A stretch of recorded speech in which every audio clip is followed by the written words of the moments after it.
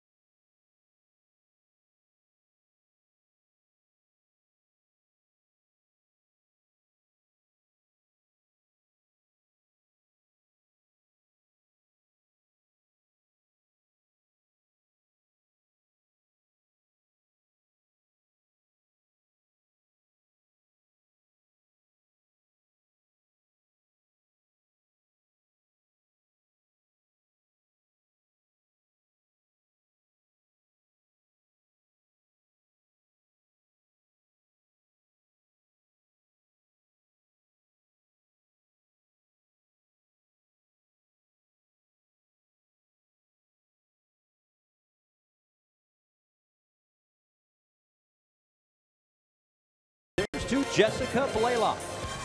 Hey, Paul, this season we are celebrating 25 years of Marlins baseball. In fact, the 25th anniversary celebration at Marlins Park is right around the corner. It is coming up June 8th through 10th in a 3-game series where the Marlins will host the San Diego Padres. So tonight for our email and Twitter Tuesday, it is all about the hashtag Marlins25. We want to know what have been your best memories and best moments from Marlins baseball over the past few decades. You know what to do. As always, send those emails to foxmarlins@gmail.com. Those tweets can go to @FoxMarlins, and be sure to use that hashtag Marlins25. Now, growing up, the Marlins' very own Lewis Brinson was a huge fan of the team. I caught up with him today and asked him what were some of his favorite moments from being a Marlins fan. Go ahead, Zach. Definitely around for the 2003 team. You know, probably from like 2000 to 2004 or 5. Really watched the team, and obviously the memory of winning the World Series. I didn't stay up the entire time, but woke up the next morning and my parents told me that they won. So, I was very excited for that, and Marlins being my favorite team growing up. So, that's probably my favorite memory. 2003 World Series. I was like prime time for me, following the Marlins and going to games and stuff.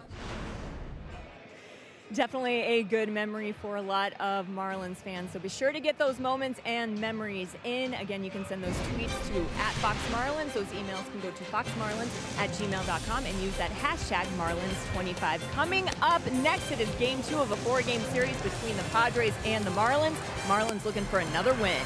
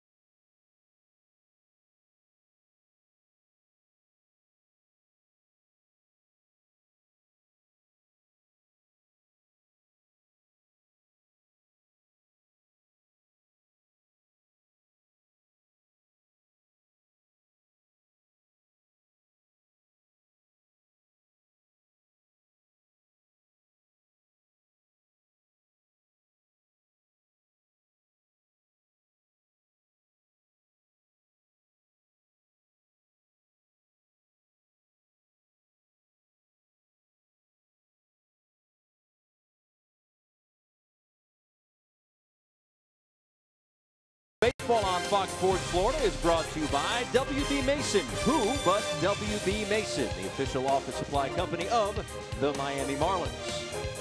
By Chevrolet. See your South Florida dealer today. By South Florida Ford. And your local Toyota dealer, Toyota. Let's go places. Just outside the ballpark here at Petco Park. Gaslamp District here in San Diego. It's the Marlins and it's the Padres. Glad you're with us.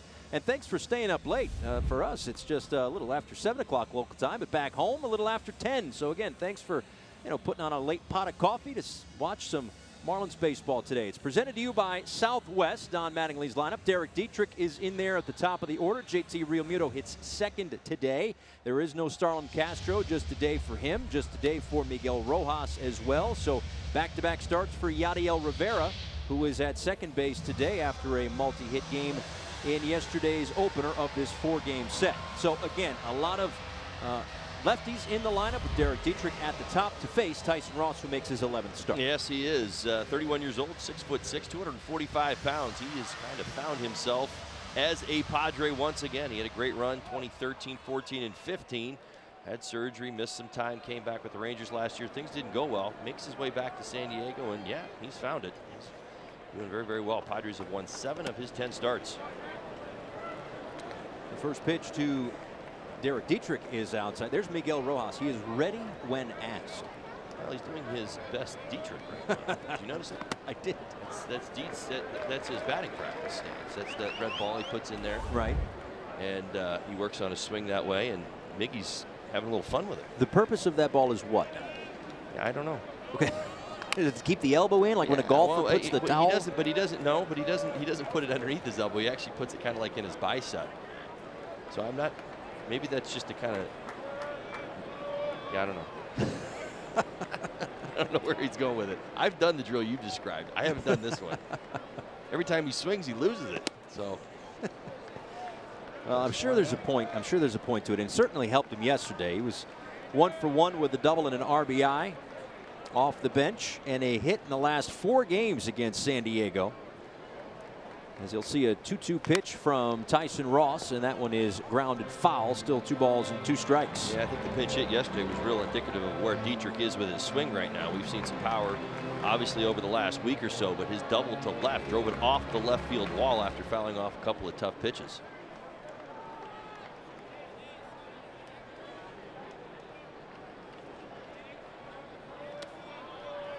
That one is in the dirt, and the count runs full. Now, Ross gets the start today. Born in Berkeley, California, went to the University of California. He has bounced around a little bit in his career, but as Holly mentioned, back with the Padres and off to a terrific start here in 2018. And called strike 3. Derek Dietrich is retired. All right, let's give you the AutoNation scouting report of Tyson Ross and get things in order before we get too far along. He's back. 500 innings of 3 ERA baseball, excuse me, from 2013 to 2015. So lots of success. You just mentioned it. Listen, this is a bit of the fountain of youth. He's now back. He's done a fantastic job. I'll even say that he's basically the ace of this Padres staff right now. He's gone 6 innings in 9 of 10 starts this year, 100+ pitches in 5 consecutive outings.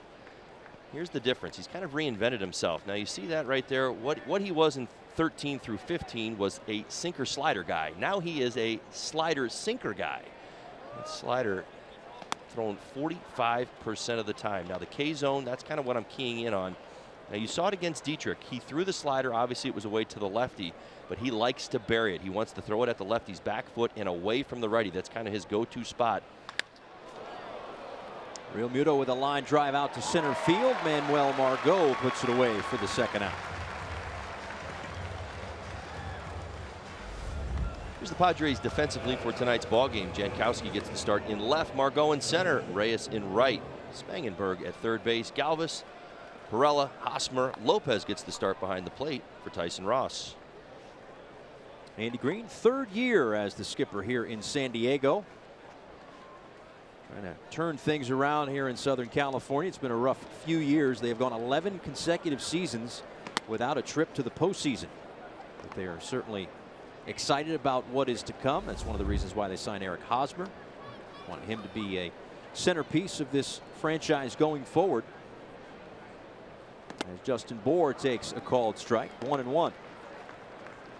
Bohr yesterday 2 for 4, runs scored and a double. Yeah, that sequencing with Ross. Now I continue to reference the 13 through 15 seasons here in San Diego. There's another good look at the slider. He throws it near 45% of the time. Now he's lost a little bit on the sinker in that 4-seamer combination. When he was pre-surgery throwing about 94 miles an hour. Now you're going to see 91 to 92.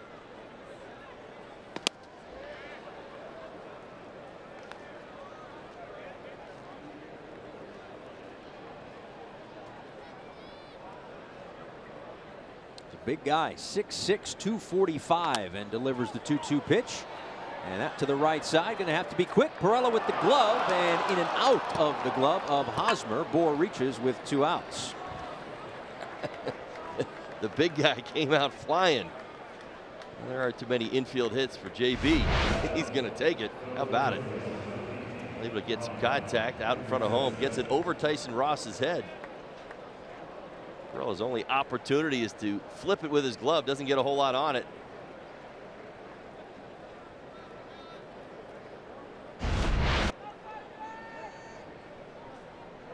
An infield single for Justin Bohr. And in steps Brian Anderson, who has been red hot as of late, inning 327 with 8 runs scored over his last 14 games. He takes a called strike. Home plate umpire tonight is Jim Wolf. Ryan Blackney is at first. Alfonso Marquez, the crew chief, is at second, and DJ Rayburn is the umpire at third.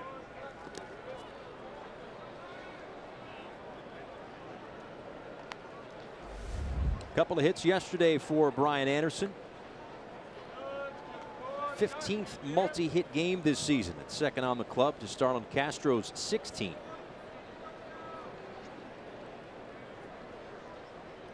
It's all major league rookies in hits.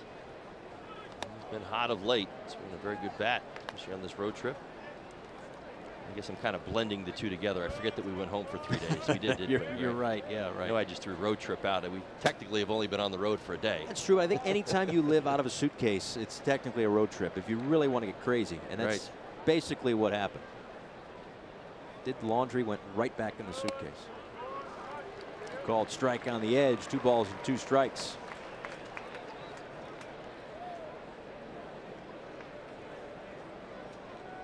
That is the area of the plate the right-handed Marlins hitters are really going to have to focus in on tonight.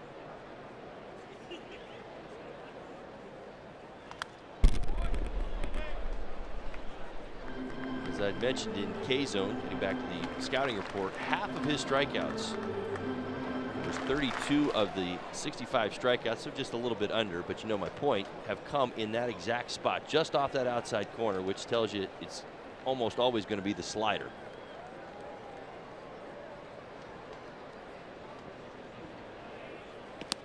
Swung on and missed, strike 3. So Ross works around the 2-out single. Now Dan Straley will toe the slab here in San Diego.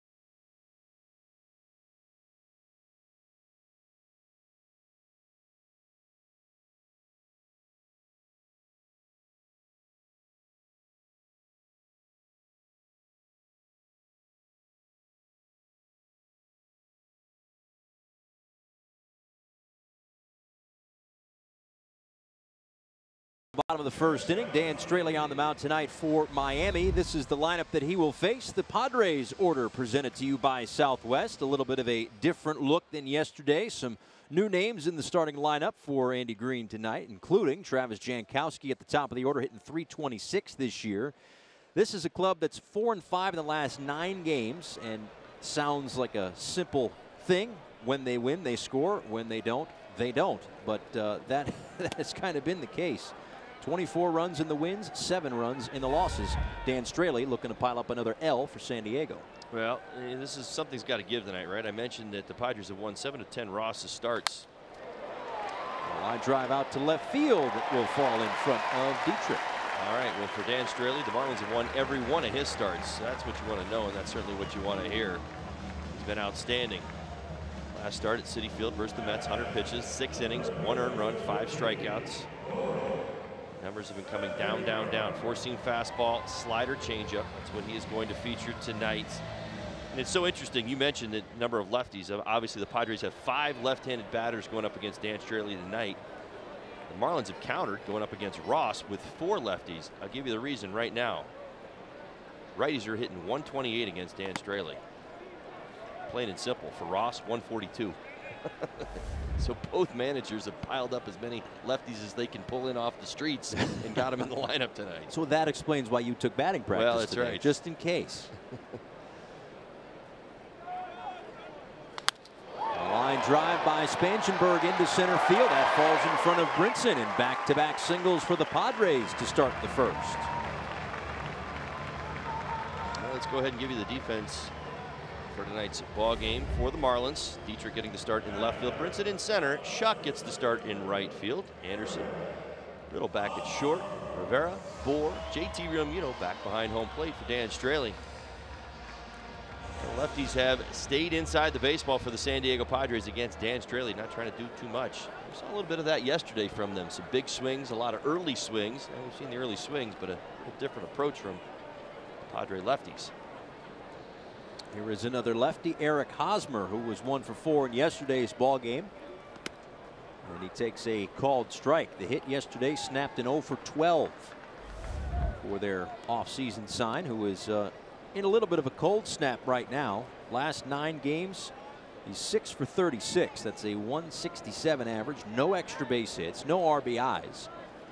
But certainly, as we mentioned before, a guy who signed the long-term deal, the big money deal with the Padres, in an effort to certainly solidify the place for this club moving forward with an improved farm system in the last couple of years. Well, what's happened so far, you know, in his new digs is he's struggled at home. He's actually been pretty good on the road this year, hitting .303, but Hosmer at home, .217.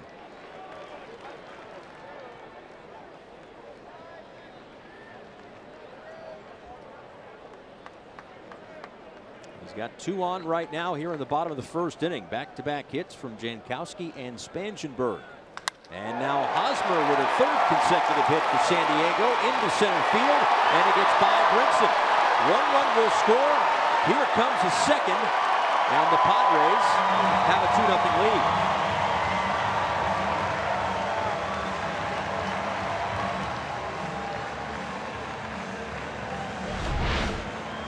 Hosmer lines one into center field. 3rd consecutive hit for the Padres. Brinson being aggressive. He just maybe pulled his head a little bit. It didn't look like it. The glove was down, almost like it hit off the side of it. Ends up through his legs. Padres able to move up a base. Ball may be jumping around out there just a little bit on the grass. That's an issue I used to run into at times when you see that kind of that checker cut. This outfield is here in San Diego. A lot of times the ball will jump back and forth. You can kind of see the checkered board just kind of around him right there in the outfield. Well, in order to get that look, you've got to have one of those boxes has got to be a little bit longer than the other one. That's essentially how you get the design. But for an outfielder, no bueno.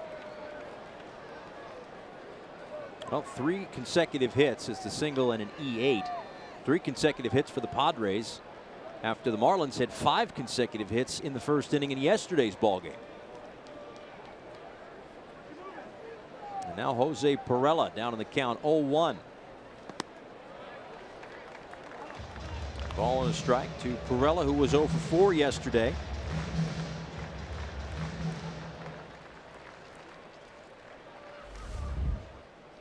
A .318 hitter with runners in scoring position. And he's got Hosmer out at second base right now. Padres already up 2-0. And a called strike makes it 1-2.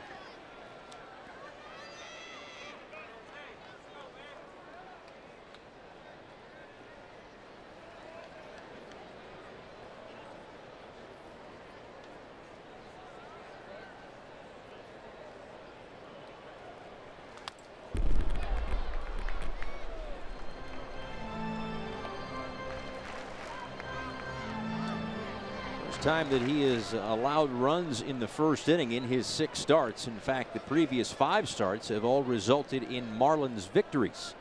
Now, he hasn't gotten the win in each of those games, but the team has. As we mentioned before, it seems like he has gotten progressively better one way or the other, whether it's working deeper into games or more strikeouts or fewer walks, whatever it's been. It has been a step up, as that is caught by Rivera behind the second base bag. He's up quick to get the out at first, and there is one away. Nice job by Yadiel Rivera getting the start today at second base. Keep the ball in the infield and keep Hosmer off the board. Yeah, beautiful play. Top spin back through the middle. Keep it on the infield. You're absolutely right. It saves him a run there, but it's to get the out. As Dan Strelly not able to get his glove up in time. Yadi made a beautiful play. Good strong throw across the diamond.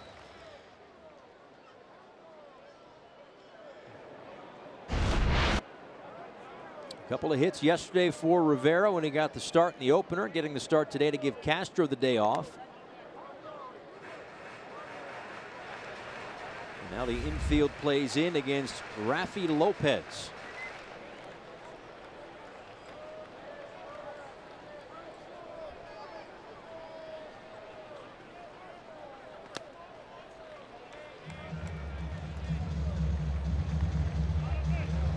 Interesting nugget on Rafi Lopez that was in the Padres game notes today. One of 4 players since 2014 to have accrued major league service time with 4 different organizations as a rookie.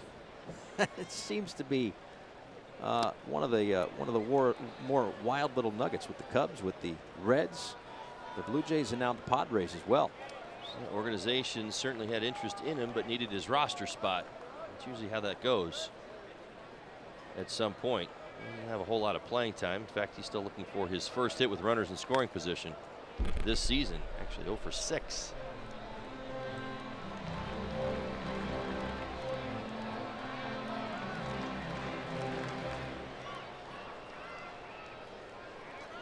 Padres have 2 runs in the inning, a base hit and an error leading to those 2 runs. Eric Hosmer away from third.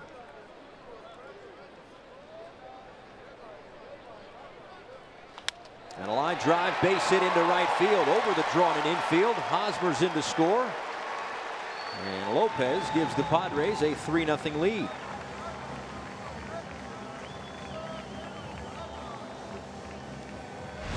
Well, when the ball's up in the zone, you have a chance, and this one stays up. See where JT's kind of setting up, trying to get down to the bottom of the zone. Wants that slider down just a bit more for Dan. It came out of his hand pretty decent, but backed up a little bit towards the end. And Lopez able to pick up his first run batted in, runner in scoring position this season.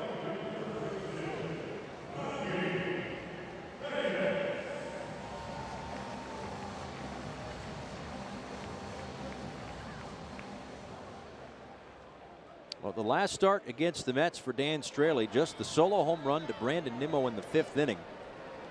Other than that, that was it for the New York Mets. But here tonight, San Diego, 3 runs across as Franmil Reyes takes upstairs.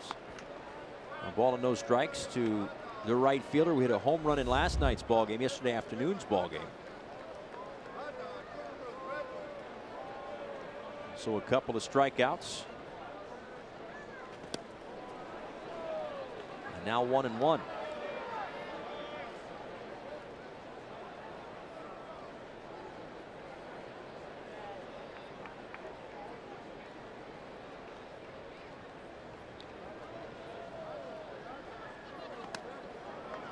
Well, oddly enough, I'll say this. Andy Green's lineup structure tonight, jamming all the lefties to the top, has paid dividends already. 4 of his 5 lefties have all gotten base hits tonight. His one righty, Perella, made the only out in the inning.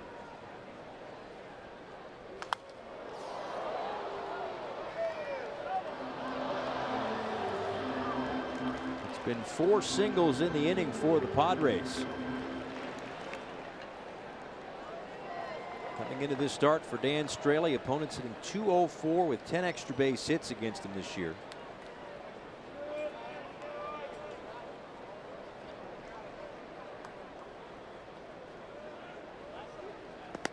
Swung on and missed, and that's the first strikeout for Strelly tonight. Second out here in the first.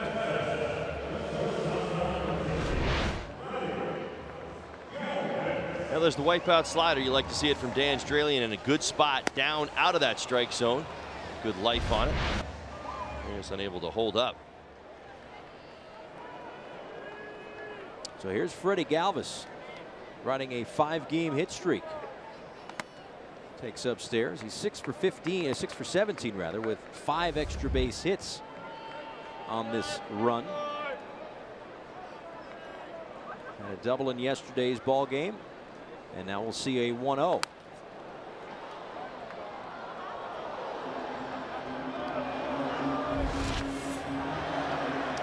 Freddie Galvis takes on Dan Straley today, presented to you by AARP. He's 5 for 18.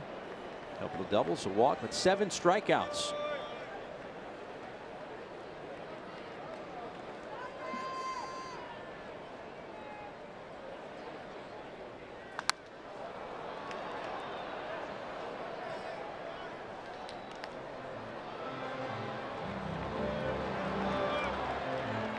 So 4 earned runs in the first start of the season for Dan Straley, but 2 or fewer in the 4 starts since. That all equates to a 2.05 ERA in that span.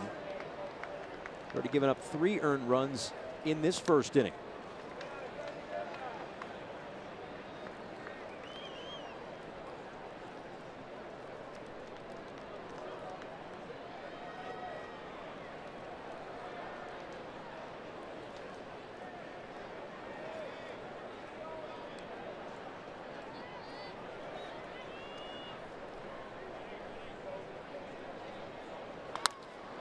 Slap to short. It's Riddle. A low throw to Bohr, but an out nonetheless. Padres push 3 runs across in the first against Dan Straley. Through 1 here at Petco.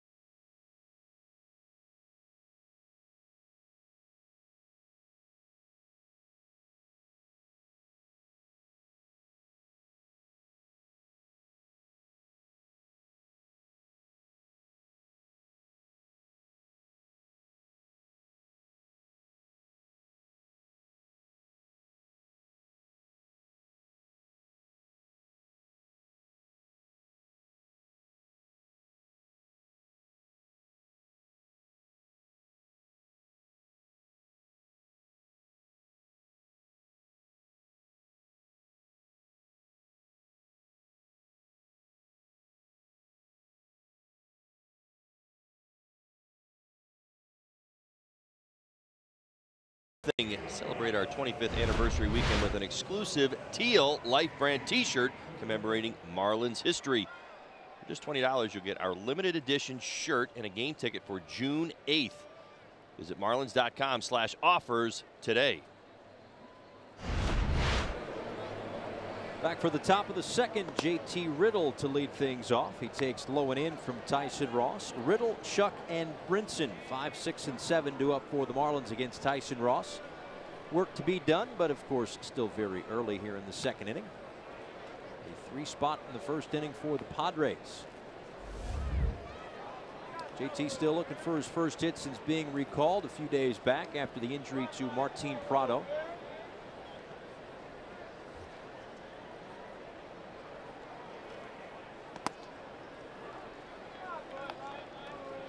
excited to be back. We had a chance to talk to him down in the cage today, and glad to be healthy again. Glad to be back up with the big club, as one would imagine. Well, we certainly know, even from last year, how good he is defensively. He's looking to get going offensively now. Certainly don't want to throw a slow start. He was getting it done at AAA, hitting well above 300. Good production, good swings, a lot of good things coming out in the reports about JT. Once he gets that first hit, that first multi-hit game under his belt, you see his swing really start to take off and his timing start to come back. It's always a different dynamic when you go from the AAA stadium to the big leagues. The lights really are brighter up here. On the ground to second. One away in the second.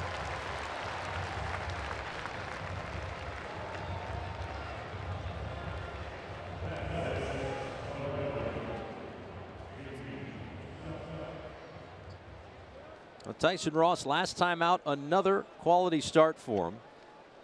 Of course, a quality start, 6 innings or more, 3 hits, 3 runs or less. He has 7 of those starts this season, and they have all led to Padres victories.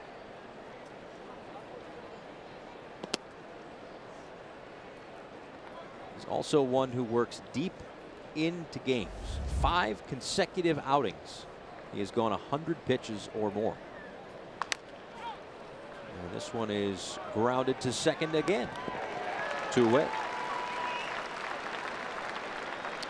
Well, coming up in the 3rd inning, we're going to talk to the president of business operations for the Marlins. Chip Bauer is going to join us here in San Diego. Much more on why he's here when he joins us in the 3rd inning. Looking forward to that.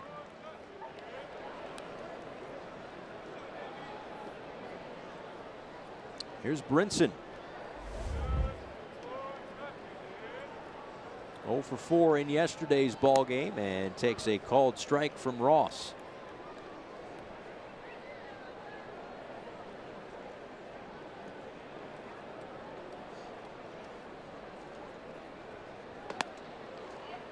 So yeah, 5 consecutive outings with 100 or more pitches. Well, I'm curious. We're going to keep an eye on this tonight. He's coming off a start in which he went 127 pitches. And I wonder if there's any carryover.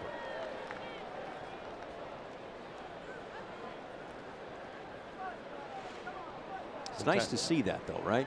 I tend to agree. I'm a bit, I don't know enough of the details. Certainly, I've watched Ross's career. He's had a nice one for the most part.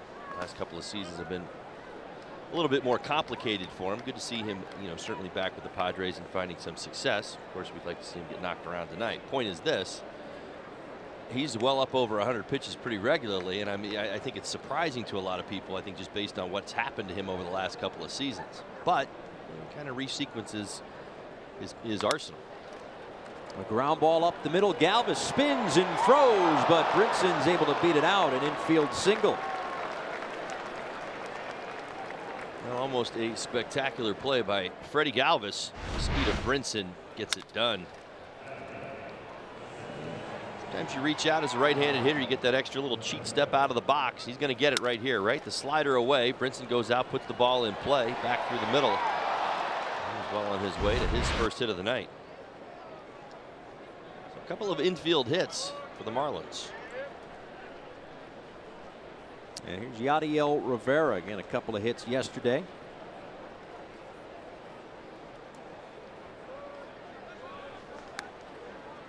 Getting the start in back-to-back games. And it all goes back to the versatility, the positional versatility of Yadiel. A little short, play a little first, play a little second, outfield, all over the place. And in an effort to, spread the wealth a little bit in terms of where the schedule's at right now. A lot of games and not too many days off. It's a good point, Paul, because here's the thing. Sometimes you earn your starts as a role player on a team with your manager, and if you have a good offensive game, your manager's inclined to I'd like to reward my player with another start the following day. But sometimes if you don't play multiple positions or are able to do that, it can be more difficult to do. I found that out firsthand when I first kind of transitioned into a 4th outfielder, and I was playing and I got a little bit slower towards the end. But in say my 8th or 9th year, I could get those rewards because I could play both corners, I could play at first base, and I certainly could still hold my own in center field. A couple years later, I wasn't doing nearly the same job. And I got a little bit more, dare I say, dimensional, meaning I kind of was getting my starts in left, and that was just about it. Point being, even when I got hotter, I had good games. If he wanted to go back to our left fielder at the time, that meant I had to go park it on the bench.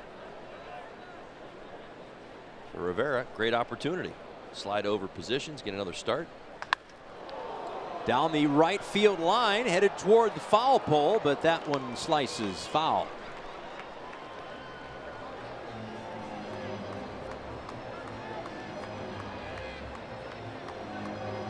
Catch that one on the fly down there? That young fan may have. Nicely done. No glove either.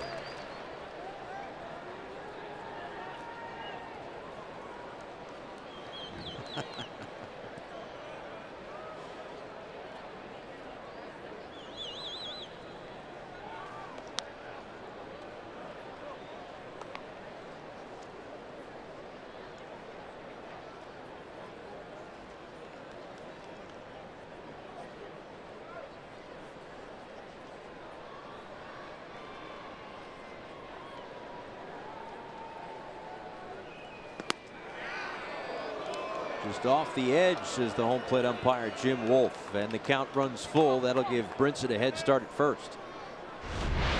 That's a good take. A couple inches off that outside corner.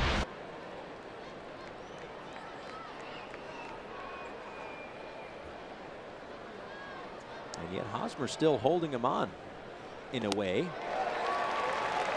All for naught as Rivera strikes out to end it. Ross strands a Marlin as we are through an inning and a half.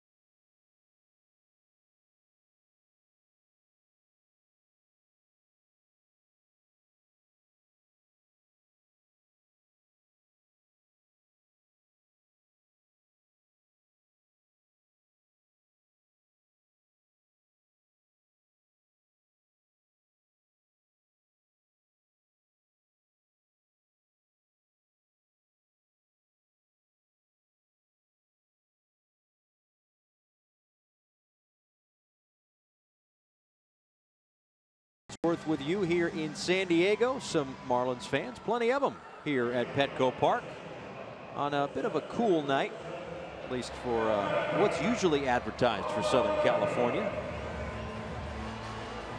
Manuel Margot to lead things off, then Tyson Ross and Travis Jankowski, 8, 9, and 1 due up for the Padres as they have a 3-0 lead going to the bottom of the second inning.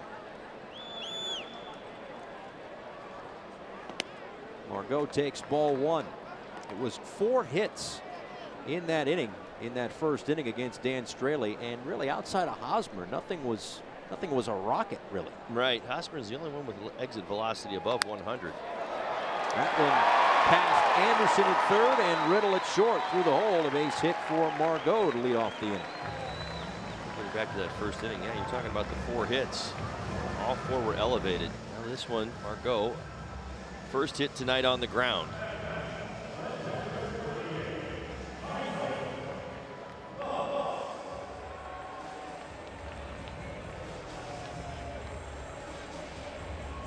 Already 5 hits surrendered by Dan Straley.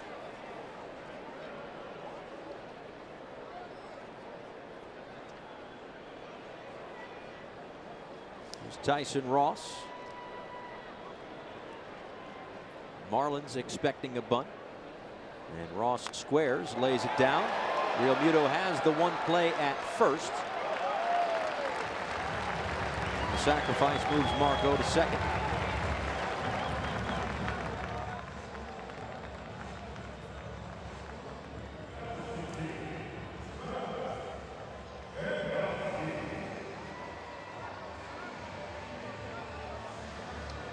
Hey Marlins fans, now you can stream games live on your mobile device with Fox Sports Go, presented by T-Mobile.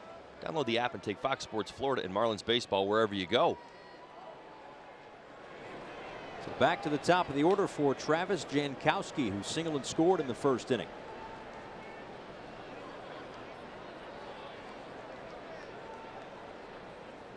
He squares to bunt, but doesn't offer, evidently, and takes ball 1. Well, a season high 6 hits allowed by Dan Straley. That came back in his first start off the disabled list against the Philadelphia Phillies back on the 30th of April. He's already given up 5 hits in the first trip through the order tonight. Well, Jankowski led off with a hit in tonight's game. He's got 7 of the Padres' leadoff singles to start a game, so he's a bit of a catalyst. Well above 325. A full slate of at-bats, but when he's atop this lineup, they are more productive.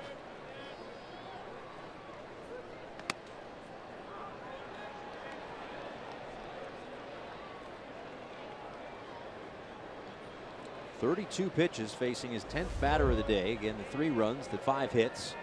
What have you seen from Straley tonight that perhaps we haven't seen in his last number of starts? Well, right now you're seeing a lot of stress. Start right there. A lot of traffic on the bases. Jankowski lays it down. Real Muto's throw is in time at first base. Boy, oh boy, nice play by Real Muto to get the second out. My goodness gracious, are you kidding me? Yeah, that is, I can almost bet Jankowski's still frustrated as he's making his way back to the dugout. This is an absolute perfect bunt. Gets it down the third base line. You couldn't teach it any better than what he just did. Flying down the line. JT Realmuto got out from behind home plate, able to spin and throw. Watch this. You can't teach this. It's instinctual, like a shortstop. Huge second out. I don't know how many more ways we could talk about the athleticism of JT Realmuto, but on display yet again as Corey Spangenberg swings at the first offering from Straley, and it's 0-1. Now, maybe the best way to say it is something like there's maybe 3 other catchers in the game of baseball that actually make that play.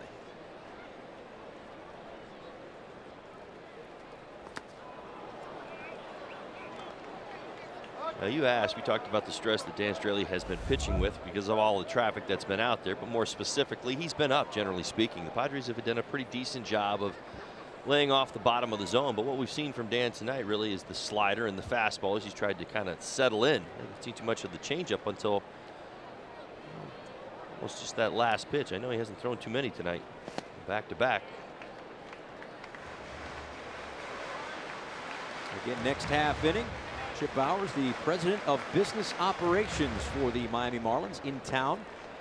So he will join us in the top of the 3rd inning. I know for many fans, an introduction to a new member of the brain trust, of the higher ups, as they may say. Looks like some better sequencing from Dan Straley. A lot of times he likes to climb up to that top of the strike zone with the fastball, 91, 92 miles an hour. It's trying to trick the hitters. He can't live up there, but he can go up there after kind of setting the hitter's sights down in the zone. He's done that with Spangenberg.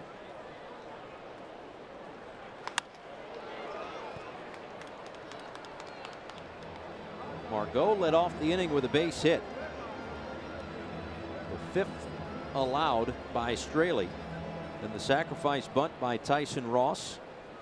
Jankowski bunting for a hit, but a terrific play by Real Muto. It still moved Margot to third, and that is where Straley is trying to keep him and keep this score at a 3-0 deficit. On the ground to Rivera. Fields throws, and that will do it. So Straley pitches around the leadoff base hit. When we come back, Chip Bowers joins us here in San Diego.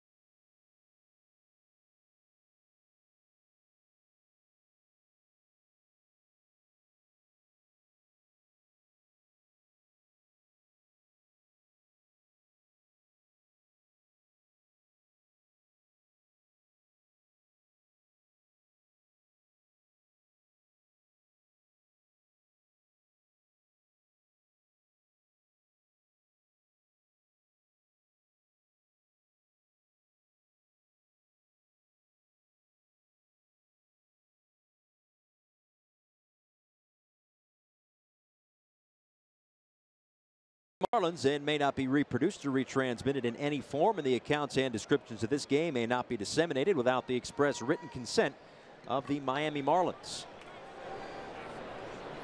To the top of the third, Dan Straley to lead things off, and he takes ball one from Tyson Ross. After Straley, it's Derek Dietrich and JT Realmuto.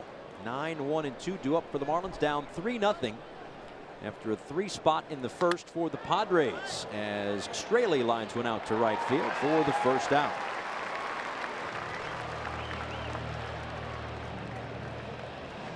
Well, it's been 6 consecutive wins for the Marlins against the Padres. Faced each other 6 times last year.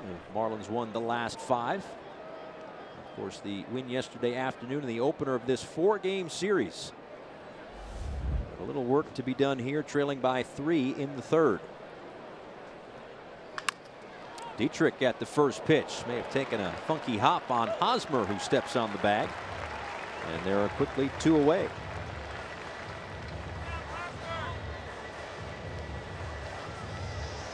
Well, one way to work deep into games, as we mentioned with Tyson Ross, is to get quick outs. That's what he's done here in the third. Hit it out of the park with a family-friendly deal June 10th when the Marlins take on the Padres at 1:10. Pick up the Aquafina family 4-pack and score 4 tickets, 4 Nathan's all-beef hot dogs, and 4 Pepsi soft drinks or Aquafina waters, starting at just $84. Get your tickets at marlins.com/offers.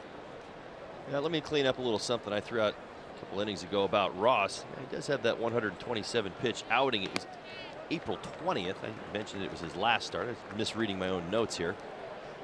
Actually against the Arizona Diamondbacks, but that 127 pitch outing ties in with Trevor Bauer for the most in any start this season.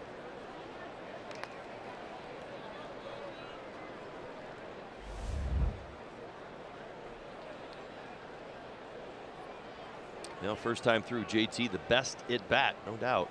Line drive base, excuse me, line drive to center field, got a little too much of it. Came into play the last couple of weeks, 14 games, 345, 10 extra base hits, and 9 RBIs. Smacks this one down the right field line, and foul.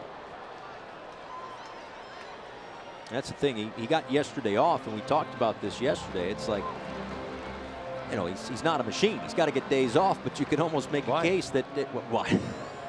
Because he's a catcher. Apparently, it's a taxing position. But it puts a lot more stress on all of our jobs when he's not in there. I know. That's the thing. That's why Don Mattingly's the manager. He's able to take the emotion out of it. You know, we see the lineup. He takes the blame of all of us, right? When we're all like, "Why is JT not in there?" We all ask the question. I mean, it's so funny. It's like the first thing everybody asks him every day. Why is JT playing? Slow roller to short, and a 1-2-3 third inning for Tyson Ross. We'll head to the last of the third here at Petco with the Marlins down 3-0.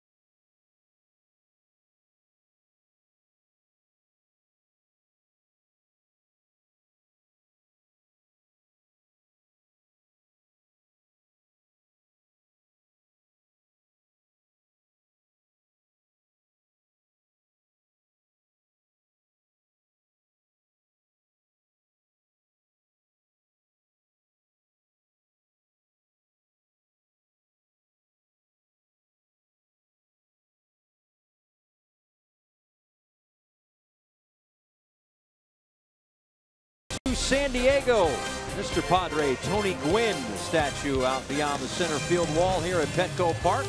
A 3-0 deficit right now for the Marlins as we welcome you back inside the broadcast booth. See, we promised our guest in the top of the third, but we knew it was going to be quick, so we said, hang on a second. Let's get you for hopefully a longer inning. The president of business operations with the Marlins, Chip Bauer, kind enough to join us. Chip, always a pleasure. How are you? Thanks, Paul. I'm great. Fantastic. Good to see you. Great to talk to you, Chip. Thanks for coming up. Now, you know, you have incredible responsibility. So we had Derek up, I think it was opening day, and he gave 4 runs right away. Michael Hill comes up here all the time, and just about every time Michael comes up here, he provides us with a couple of runs. So hopefully you hang out with us for a little bit. Well, now that Straley's up, my job is to make sure no runs hit the well, right. Well, I'm kind of talking about the exactly. 3 outs from now is where I'm going. Good. So I know that you've been out and about in the community at the ballpark. We see you down on the field an awful lot, but this kind of like the first introduction to the fans, at least for those that haven't been at the ballpark just yet. So daily basis, what's it been like in these first, 2-3 months on the job? It's been tremendous. I've been really blessed to have a really good team around me. We've added some new folks to our executive staff, which are going to be great additions to the organization. Derek and the ownership group, Bruce Sherman, everyone's just been fantastic to work with. A lot of the comments that we had shared early in the new ownership's tenure around making sure we focus on the fan experience is exactly what brings me to San Diego here today. With a couple of other members of our executive team touring Petco Park. I was lucky enough in the late 90s to be a part of the design of Petco Park, and I've only had a chance to come back a few times since. And so to see how the ballpark's evolved over time and how they continue to invest in the fan experience is exactly the kind of thing we want to do at Marlins Park. So to everything from the F&B experience, food and beverage, the concessions, the restaurants they bring in that are iconic here to the San Diego area, different suite experiences, seating areas, the whole 9 yards. They've really done a nice job here. So this is one of many ballparks we're going to go to this year to really do a lot of studying and understand best practices and take a lot of those findings back with us to Miami and make that part of our long-term plan. Well, can you expand on that just a little bit? Because I think it's kind of it's an incredible answer. But when you think, okay, so what's the dynamic that would be brought? You mentioned here in San Diego, like where are some of the other cities that you would say that's a type of experience that we would want to bring to South Florida? Well, I think the things that we're going to focus on are the ballparks that do a tremendous job of creating an authentic experience for the fans in that particular marketplace. And so San Diego's done that. There are some really cool restaurants. Hodad's is one of those that is an iconic burger place in Ocean Beach here in San Diego that can be found in the ballpark. There's Blue Water Sushi and some others. Pittsburgh also is really known for having some authentic Pittsburgh experiences. Same thing with Seattle. Has done some really good things with Safeco Field, AT Park in San Francisco, which I'm very familiar with. Also is another that we'll be checking out. So excited to take the tours, but more importantly, excited to see what works in those ballparks, why, and what we think is applicable to South Florida. So it's great for you and the team to obviously see these things firsthand, but in terms of Marlins Park, I know that the DeMelo piece, that an initiative that's going on at Marlins Park, has also been important. What sort of findings or feedback have you gotten on that? Well, we love the fact that we've gotten such great response to the fact that we're offering the fans a place to talk about what matters to them, what they'd like to see, both in the short and in the long term. We've gotten some tremendous feedback on everything from retail to things they'd like to see with the food and beverage experience at the ballpark, how we can improve parking, how we can improve everything that we do from a broadcast perspective to inside the ballpark itself, and certainly the at-home experience. So really excited that fans are using this as a platform to share with us what matters most to them. We actually had a meeting last week to share that with the executive team, which was a lot of fun, seeing some of the videos, hearing firsthand of what matters and why. And now we've got to go back and start implementing that in the day-to-day experience of Marlins baseball. Now, one of the other things is getting to the ballpark, right? I mean, we hear the same thing kind of over in St. Pete with the Rays. You hear people complaining all the time about it takes forever to get to the ballpark. There's a lot of people up in Broward and Palm Beach County. Are there ways for them, as again, Todd and I both live north of Miami, and our neighbors are asking us all the time, we can't get to the ballpark. Are there buses? Are there trains? So in terms of getting to the ballpark, you guys are looking into that as well? You bet. So Bright Line is the new train that's now coming from the Palm Beach area. So excited about how we can offer different opportunities for fans to take the train down. It's a short Uber ride once you hop off the train, which is great. And we have a great Uber experience there at Marlins Park that we've invested a lot of time and energy into. We've worked very closely with the City of Miami Police Department, as well as the County Police Department, in working on how we can improve the ingress-egress experience, how we can improve parking, and how to get people in and out of the parking facility faster. How do we improve lighting outside of the ballpark, I think is also an important element to keep people safe. There's a lot of things that we're doing that we'll be beta testing throughout the course of the year. Next year, we expect to make big strides in a lot of these areas. But, the purpose is to make it right and to make it efficient. And so every single day we go about this trying to be in a constant state of evolution. One other thing that people have asked about has been corporate sponsorships / naming rights of the ballpark. Where do things stand right there? And keep in mind, there's 2 outs. Yeah, absolutely. So I will speak quickly because I know Dan's going to throw a great pitch here. For us, we're very focused on what we're doing with naming rights. The idea is to get the right partner for the right reasons. We're not looking just to get a name on the building.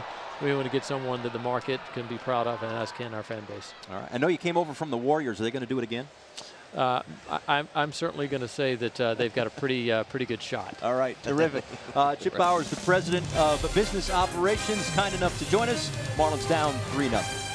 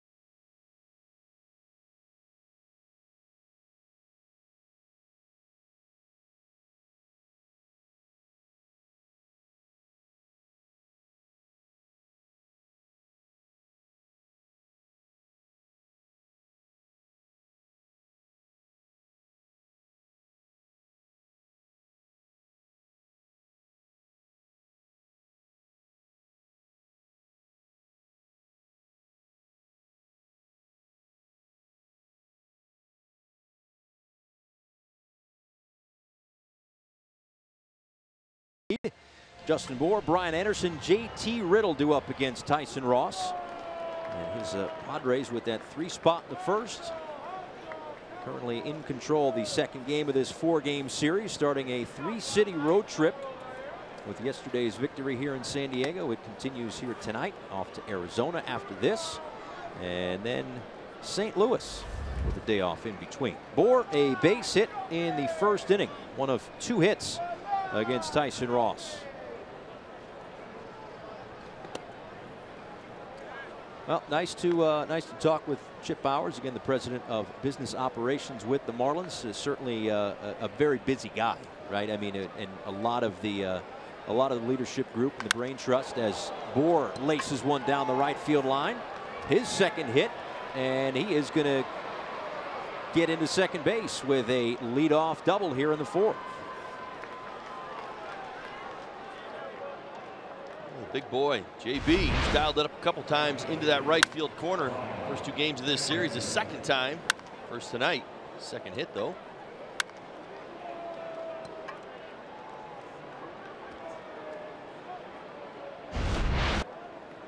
Start the 4th inning. In steps Brian Anderson, a strikeout in the first, one of 3 thus far for Ross, who is now up over 50 pitches tonight. Out to right field, hit off the end of the bat. It falls in front of Reyes. Bohr had to hold up for a second, but the Marlins have runners on the corners to begin the 4th. Now back-to-back pitches. This one up, elevated. Nice adjustment from Anderson. The Florida Lottery in-game jackpot, as Brian Anderson now 56 hits. A few off the pace set by Ozzie Albies of the Braves for the most hits by a player 25 years or younger. Just saw Trey Turner in the previous series against the Nationals. He's in there as well. And Anderson's hit sets up JT Riddle with runners on first and third. Riddle back in the second inning with a ground ball to second base. JT looking for his first hit since being recalled, and now would be a good time for it as the Marlins look to dent the scoreboard, get a little bit closer. This may do that, even though it's a double play. Bohr comes in to score. No RBI, but the Marlins are on the board. It's 3-1.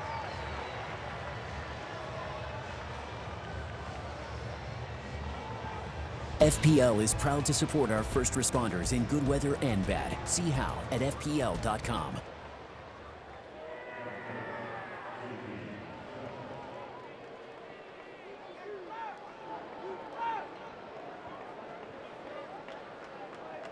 So after the leadoff double for Bohr, he's able to come around and get Miami on the board against Tyson Ross. J.B. Shuck takes a called strike.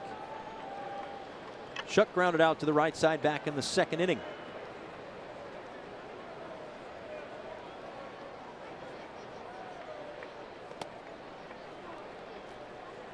th start of the season for J.B. Shuck. He has hits in his previous 7 of his previous 10 starts this season.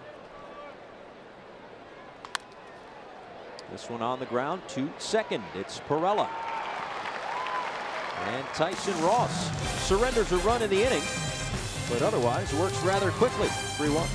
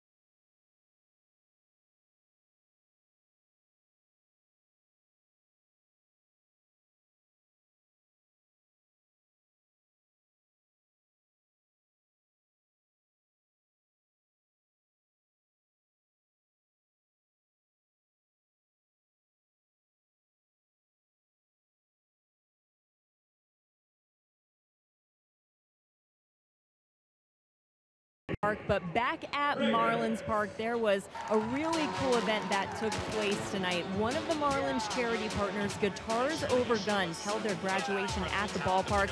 Guitars Over Guns is a nonprofit dedicated to serving at-risk youth through music-based mentorship programs. They were awarded $25,000 from the Marlins to support their cause. They also created a very cool music video that they have unveiled through their program. And guys, they're also going to be back at Marlins Park on July 13th to celebrate the partnership with the team. That is just good stuff right there. Absolutely one of the many ways that the Marlins are connecting or even reconnecting with the community in Miami. Jessica, thanks so much. As Franmil Reyes takes a called strike. It's Reyes, Galvis, and Manuel Margot here in the fourth inning, with the Padres now up 3-1. After the Marlins got on the board in the top of this inning.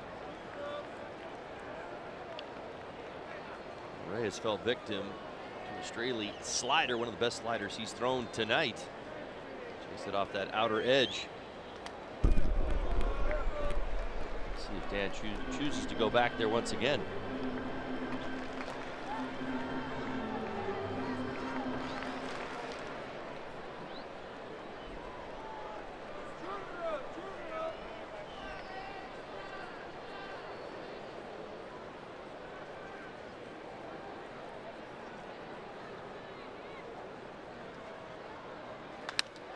Line caught at shortstop by J.T. Riddle.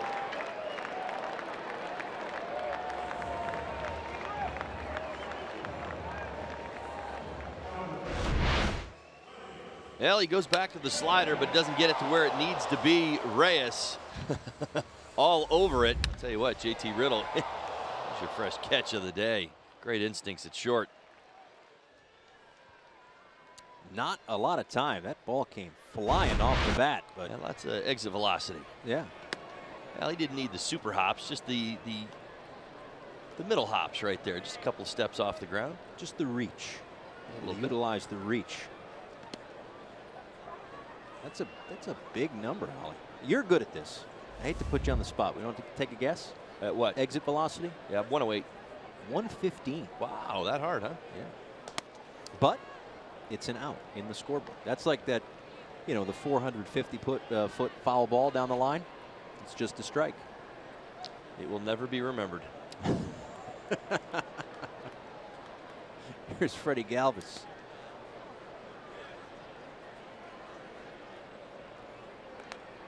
Galvis with a ground ball in the first inning. It was the last out of a 3-run first against Dan Straley.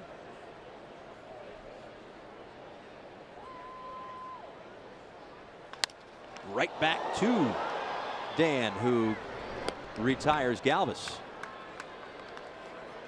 Marlins fans, be sure to tune into Marlins Live, the pregame show before the next game, presented by your South Florida Honda dealers.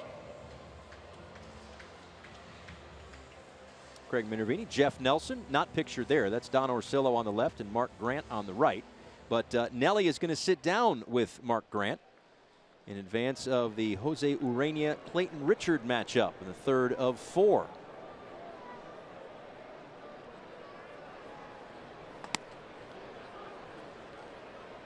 We have a horse in the race, right? This booth, our booth. I happen to like our booth. Yeah. I don't know if anybody else does, but I do. Frankly, that's all that matters. But those two guys over there, they have a lot of fun. Yes. And I'm sure you've watched a lot of them. But if you watch a Padres game, those guys have a good time. Sure, that's the way it's got to be. Very informative.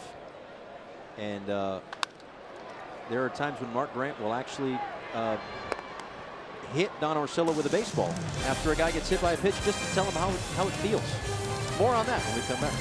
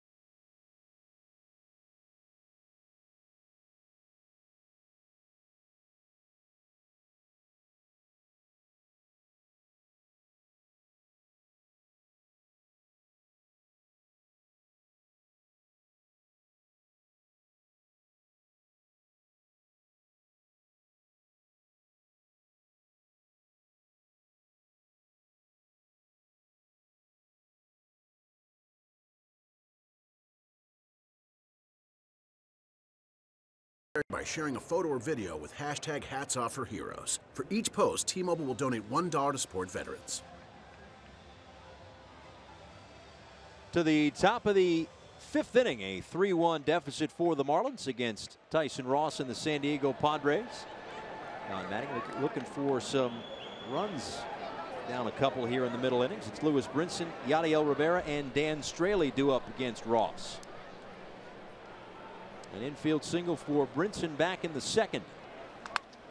Sends this one out to right field toward the line, and now moving toward the corner is Reyes to put it away for the first out.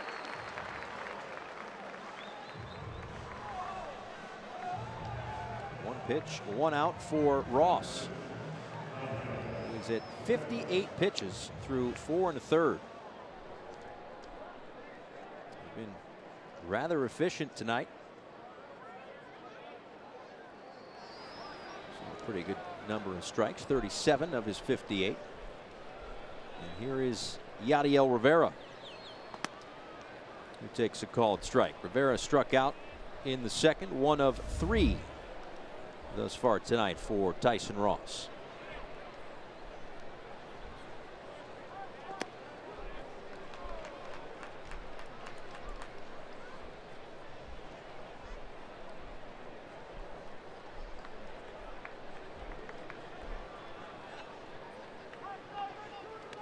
We've talked a lot about the working deep into games for Ross and throwing over 100 pitches. He was asked about that after his last start, when again he threw 110. He said you do all the preparation in the offseason to get yourself built up so you could take the ball 35 times, throw 100 pitches, 6, 7 innings, whatever it might be. He said that was the mindset that he had all offseason, as that one will trickle foul. 2-2. Said he was finally healthy after a few years. He had some injuries, so that was his goal, to get back to where he was before. Every 5 days, taking the hill, going 100+ pitches, hopefully 6 or more innings, and he has done that. And I mentioned it before, a team high 7 quality starts this season, which have all led to San Diego victories. I just think it's so interesting how pitchers in today, we talk about it with Ross, you've seen him do it here in San Diego, maybe a little CC Sabathia. Pitchers, honestly, you could go as high as Justin Verlander, and we talk about reinventing oneself. Pitchers, they go into slumps, they deal with injuries, things change in their careers the longer they're in this sport, and in times you have to reinvent yourself. It's not that Ross hasn't always had a great slider, but the one thing that really changed for him last year, and you see a little bit of it this year, is that he just doesn't throw as hard. When he was dominating for the San Diego Padres 13 through 15, he was throwing 94 miles an hour, and it was the sinker that people around the game of baseball would rave about. Oh man, he generates tons and tons of strikeouts, or lots of ground balls, and boy oh boy, he's got a wipeout slider if you fall behind. Now, what we've even seen tonight, we see the wipeout slider early, throws it a little bit earlier in the count for a strike. Maybe he'll throw it a little bit harder to get you to swing over the top of it, and pitches backwards, back up to the top of the zone, but not nearly as many, say, fastballs or sinkers to hit. After the walk to Rivera, Straley squares to bunt, offers, and that's strike 1. Straley lined out to right field back in the 3rd inning. Well, getting back to full health was obviously a focus for Tyson Ross. Keep in mind that he underwent thoracic outlet surgery back in 2016, so spent the first couple of months last season recovering from that, and threw 49 innings for the Rangers.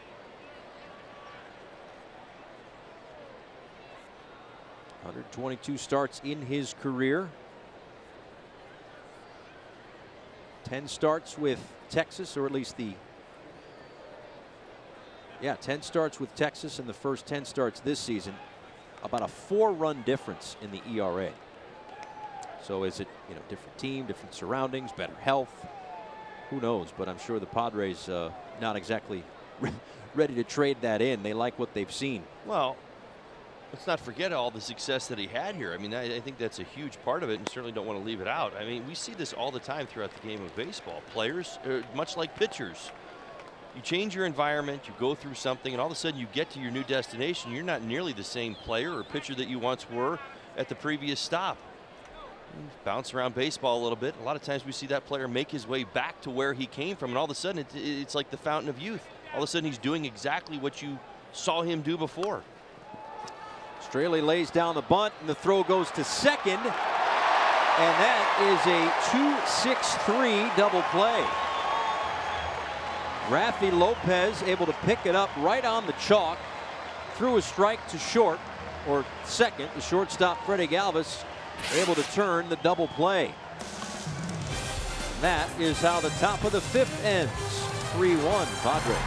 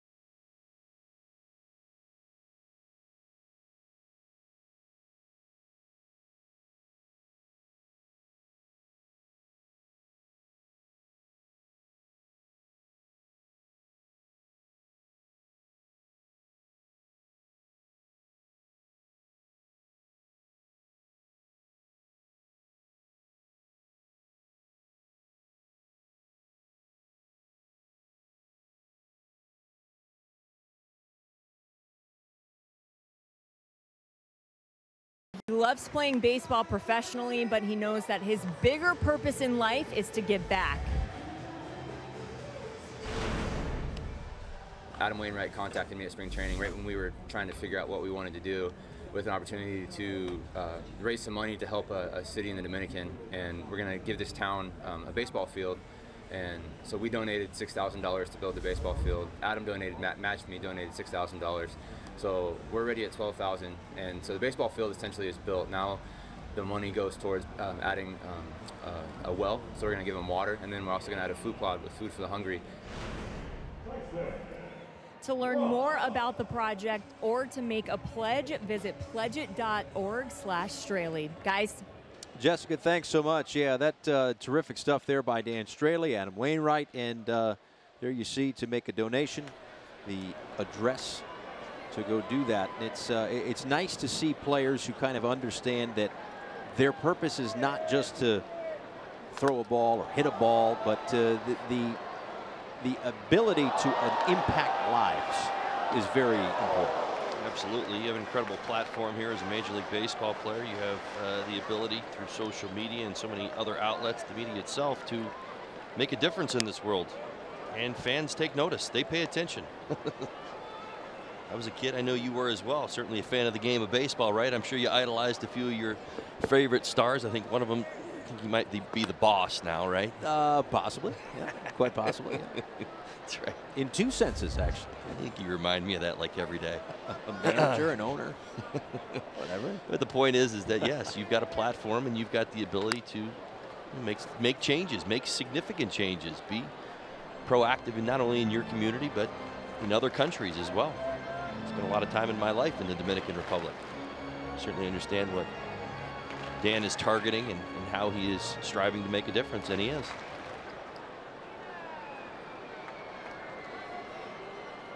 A ball and 2 strikes to Tyson Ross to lead off the fifth.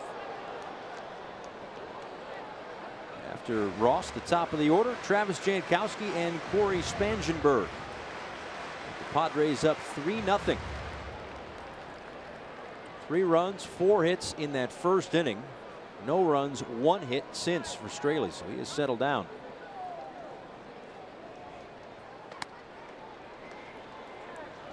Just missed upstairs. 2 balls and 2 strikes. 2 strikeouts to this point. Has yet to issue a walk.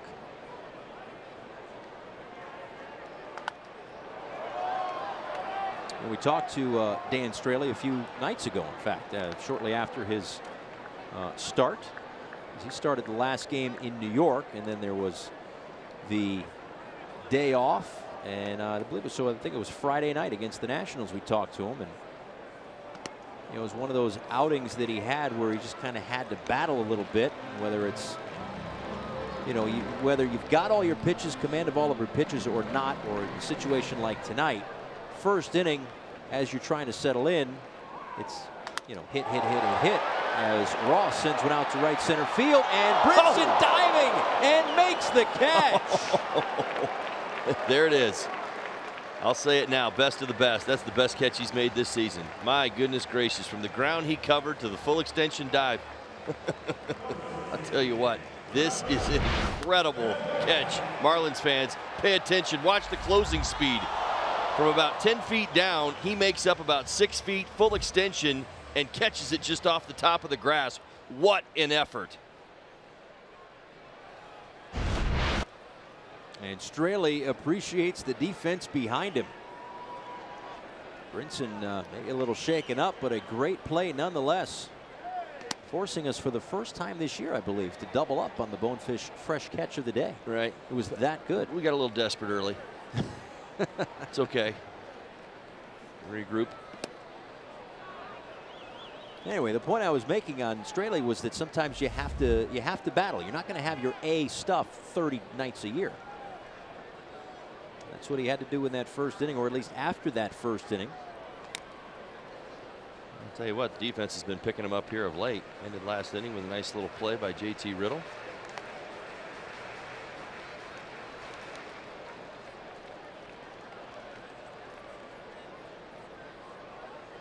Great catch here in the 5th by Brinson. When the ball comes off the bat like that, it's tailing away from you as well. Not an easy play. As I said it right off the top, that is the best catch, in my opinion, that he has made this year.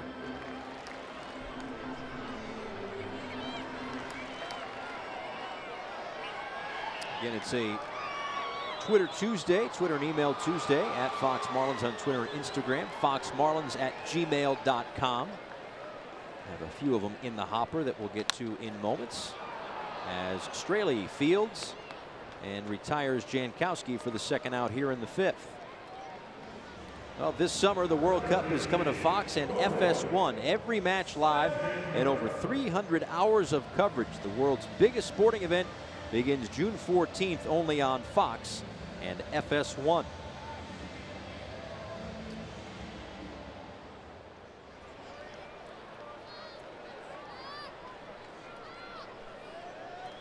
There's Corey Spangenberg, who singled and scored in the first and grounded out in the second. All right, let's give you some StatCast numbers on this incredible catch we saw. How about this? 71 feet. My goodness gracious, that's the ground he covered. And again, I tell you, when a righty hits a ball like that, the ball is tailing away from you. It's working away. 71 feet, catch probability of 34%. Tremendous effort. Seems high for me. I think it was a little bit low. You mean that number, the 34%? 34% means that 10 center fielders make that play. Right. I think less make that play. Well, I knew he covered a lot of ground. I mean, we have a great bird's eye view here in San Diego from our booth, and he was off with the crack of the bat, and he was almost anticipating it, making its way over there. But his ability to close is what impressed me so much. Spangenberg bunts it foul with 2 strikes, and that is the end of the 5th. 3-1.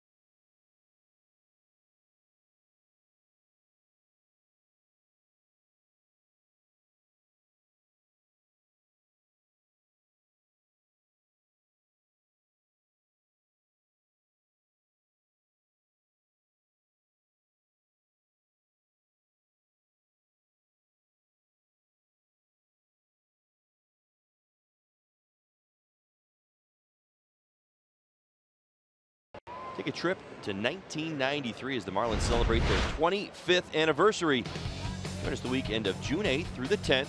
Some of your favorite World Series champs, throwback moments, giveaways, and much more. Red Teal, the Marlins take on the Padres in our throwback jerseys. Visit marlins.com/25. It'll be a big weekend. It is. It's going to be a fun weekend, too. A lot of folks are going to be there. Marlins, certainly present as well, but also past Marlins will be there as well. There's a softball game that will be televised on Fox Sports Florida. Lots and lots of teal.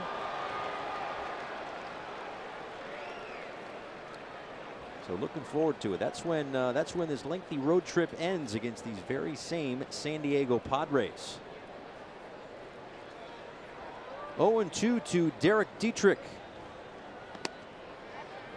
Off the edge, 1-2.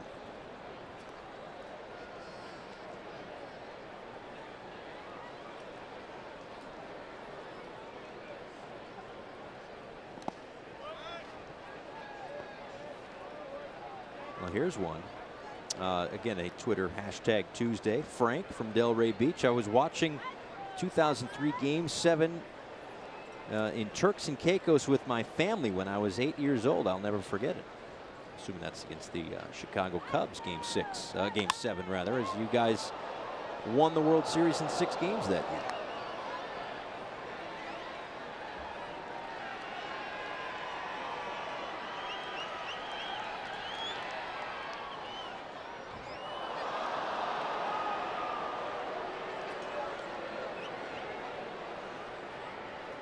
After Dietrich, JT Realmuto, and Justin Bohr. Again, 3 runs in the first inning for the Padres. The Marlins answered back in the 4th inning. A run scored on a double play ball. And Dietrich begins the 6th with a base hit the other way.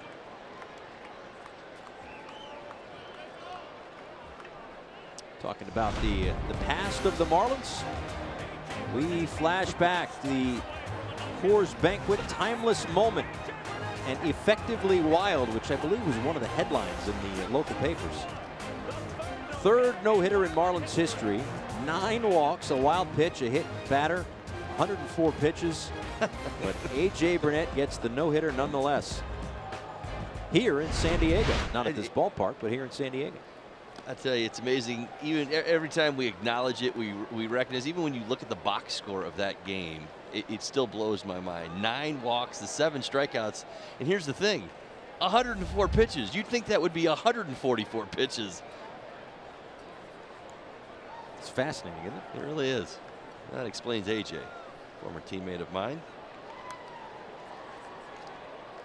And the San Diego Padres, the last team without a no-hitter in their franchise history.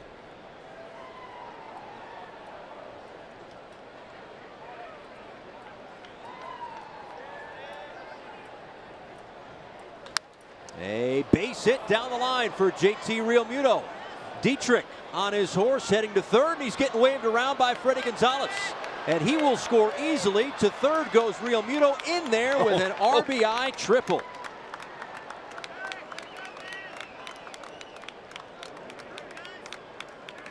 Absolutely love the hustle. Great to see. No stopping. Dietrich, easy read. It's in front of him. Good swing of the bat. Slider gets it out in front just a little bit. Kind of gets it down the 3rd base line. Catches everybody off guard. But the best thing here is this ball's going to tuck in the corner and come to a, well, almost a dead stop. You see right there, Jankowski kind of fumbles it around a little bit. That's all it took. Not only for Dietrich to score, but for JT to make his way to 3rd base. Great read. Never broke stride.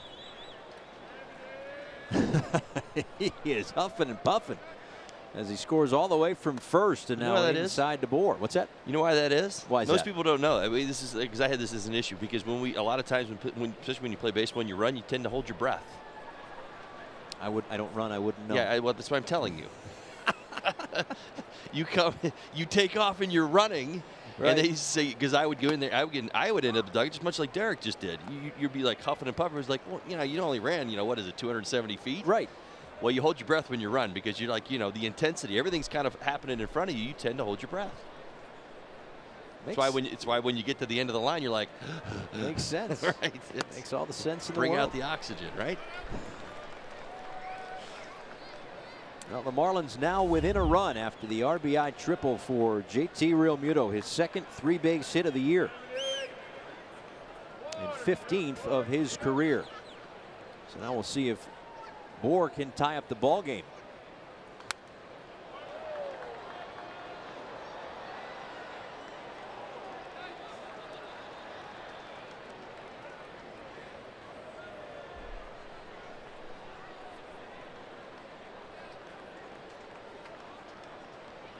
Craig Stammen up in the Padres bullpen.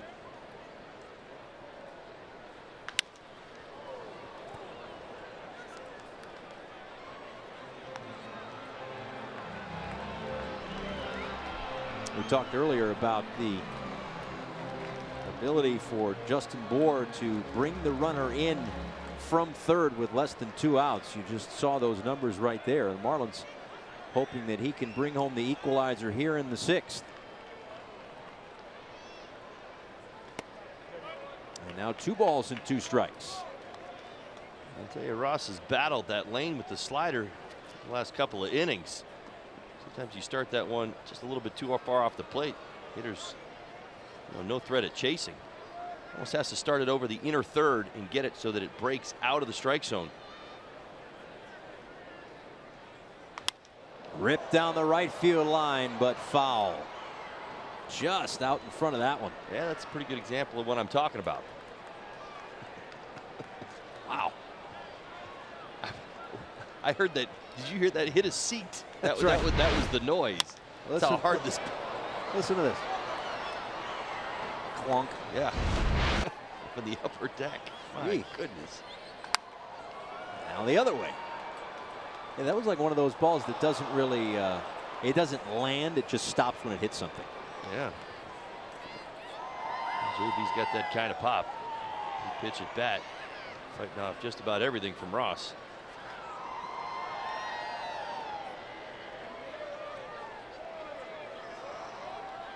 Tying run 90 feet away. Here's the 9th pitch of the at-bat. It's inside. 3-2. Yeah, nice discipline again. Justin Bohr.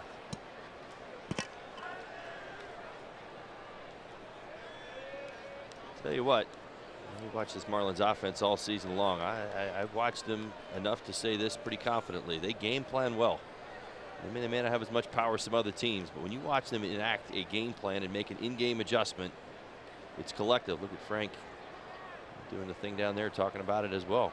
Good communication throughout the dugout. Bohr is seeing it well in this at-bat. People are just getting out of the way of these foul balls. Nobody's even trying to catch them. The one down the left field line, did you see it almost knocked the guy off his keister?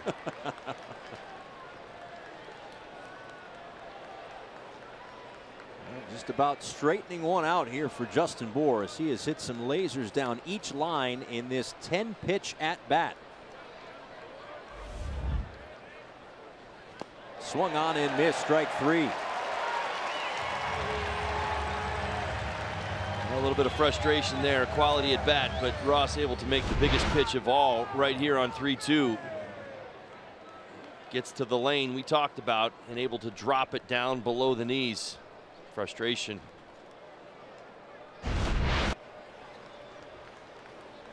Andy Green making his way out to the mound. Don't know if he's motioned yet to the bullpen.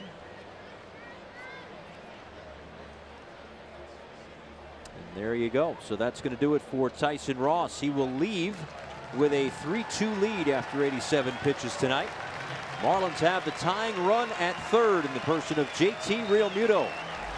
The Florida Lottery called the bullpen here at Petco Park as the Marlins look to tie things up.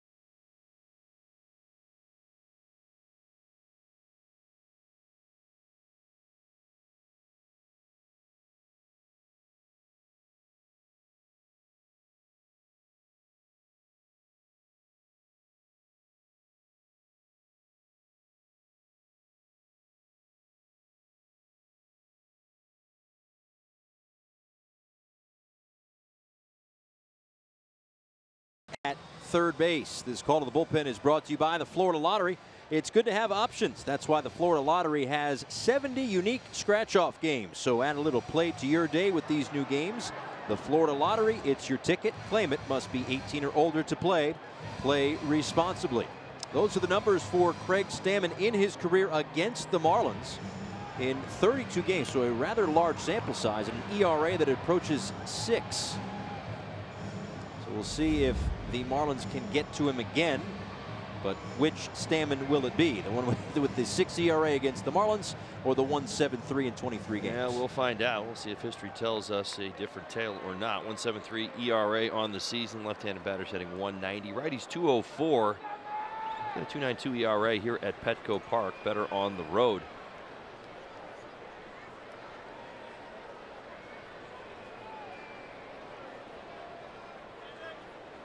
He's a scoreless inning streak of 11 innings currently.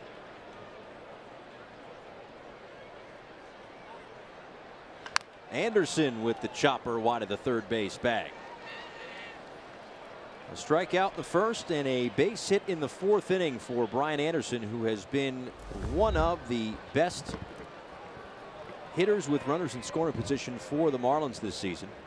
Entering play at a .340 clip.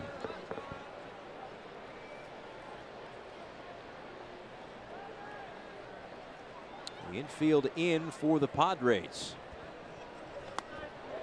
And now 0-2.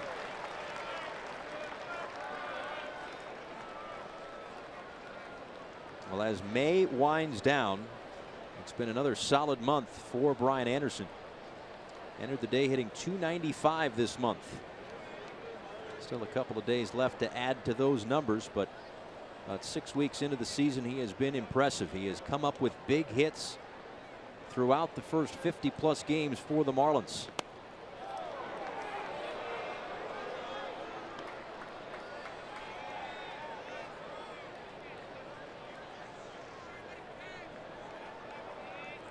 Three-quarters of the inherited runners have failed to score against Stammen this year. He leads the way with his sinker, about 92 miles an hour. 64% of the time goes to the slider. Does have a curveball.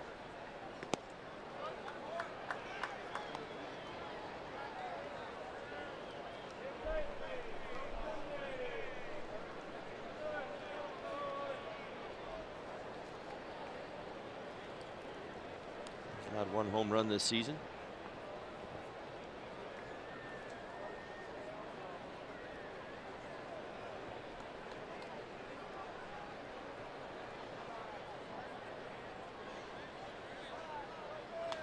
A base hit through the left side. Anderson comes through again. JT Realmuto scores, and the Marlins have tied it up here in the 6th. I'll tell you what, Brian Anderson continues to impress. Time and time again. We had some conversation yesterday about the young Padres phenom, Christian Villanueva, their third baseman. He's not in the game yet tonight, but I think the comparison between the two, and we've kind of seen it so far in the first 2 games, what Brian Anderson has done so well. In-game adjustments, recognizing what the situation demands. It's his 24th RBI this season, even with Bohr and Rojas for tops on the club. But for right now, the most important thing is that he has tied this ball game. Tell you what, for such a young man who's now establishing himself in his first full season at the major league level, his in-game adjustments, even in at-bat adjustments, are pretty amazing. You watch him game plan. He'll go up there if he senses that he's being pitched away or that there's going to be sliders. You'll watch him choke up and go the other way.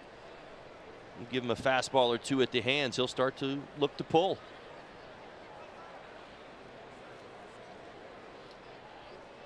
Great signs from the young Anderson.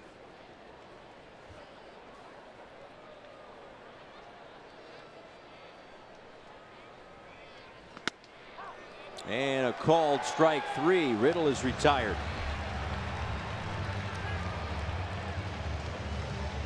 Now the sinking fastball sometimes That's not always the true definition of what it is. Arm side run, that's what he's searching for. Starts it off inside, off the plate, runs back to that inside corner.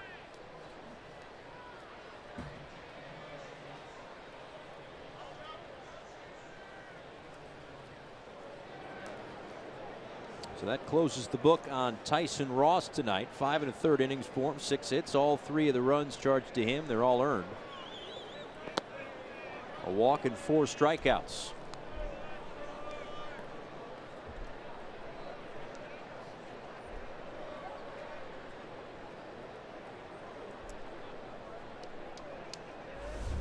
Here's J.B. Shuck, couple of ground balls to the right side tonight.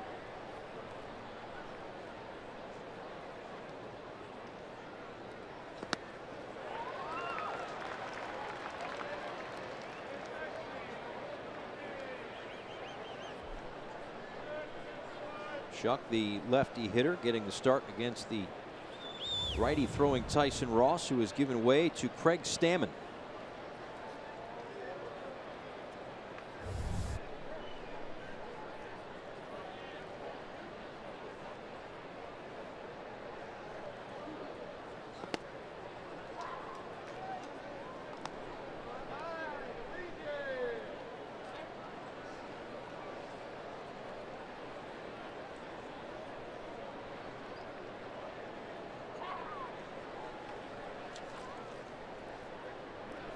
Brand new ball game here in the 6th inning as the Marlins have pushed 2 runs across to get it back to even.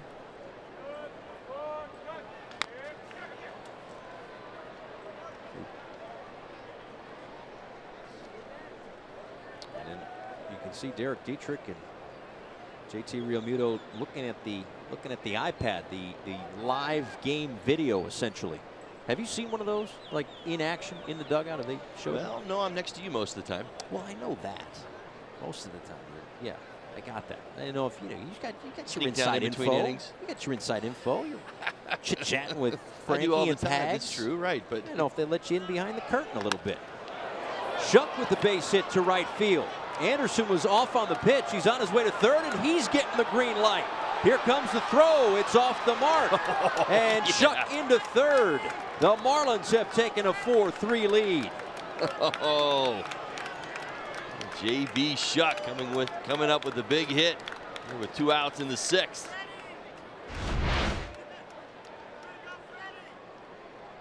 The same pitch that Stammen was able to get under the hands of Riddle is ripped into right by Shuck. Watch Reyes. He's pursuing that baseball away from the field of play. With Anderson running, it gives him a couple of steps around third base. Look at the bench. They're helping pull Anderson along the line down there for the go-ahead run.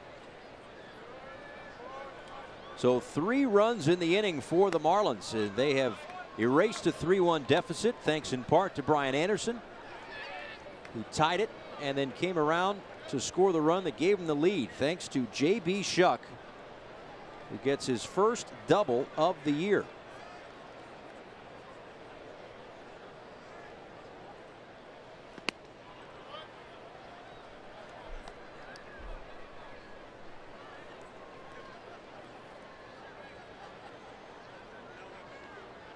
Just his 2nd extra base hit. If you recall, he had a triple in that 4-hit debut back on April 13th.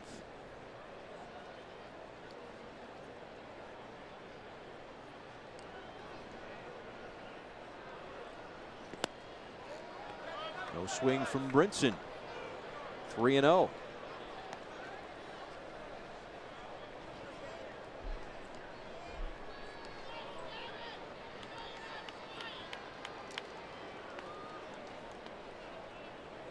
The bats have come to life for the Marlins in this inning. 4 hits, a triple, a double. Got the outside edge, 3-1.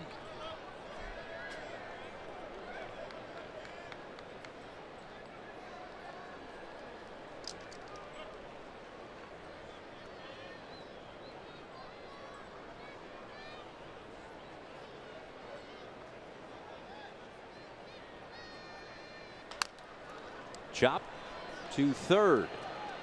A throw that pulled Hosmer into foul ground, but he's able to keep his toe on the bag and retire Brinson. But J.B. Shuck with the RBI double. Part of a 3-run inning.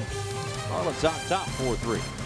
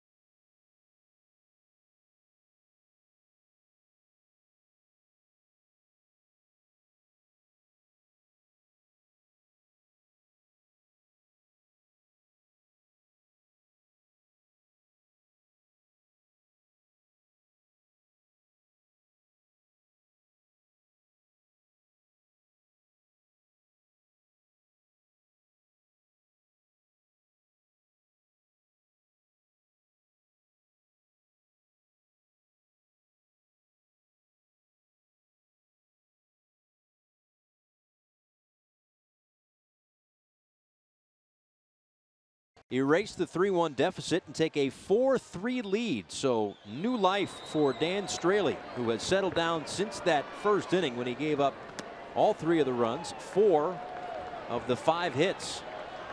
So now back in front here in the bottom of the 6th inning, Eric Hosmer, Jose Perella, and Rafi Lopez.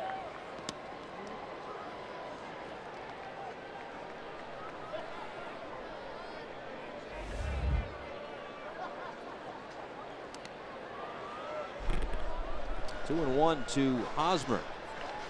Well, for Straley, you know what? I mean, listen, we don't know exactly how the rest of this night's going to play out, but a nice job for him to give up the 3 runs in the first inning and then really settle back in. And as we hear Don Mattingly talk about his entire starting rotation just about on a daily basis, as long as they can keep us in the game. And to this point, that's exactly what Straley's done. No, you're absolutely right. The big thing is he's been able to get the ball down. More than anything, you look over the last 4 innings. For the most part, he has been able not only change speeds, but effectively keep the ball down in the zone. Back to that first inning, all 4 hits. Varying line drives, but balls up at the top of the zone. Look at the Marlins starters over the last 10 games. You got a chance to win every day. You see the team record, probably feel it should be a little bit better than that, a 2.49. A line drive base hit for Hosmer. That one's going to go all the way to the wall. Brinson picks it up and gets it in, but it's a leadoff double for Hosmer here in the 6th.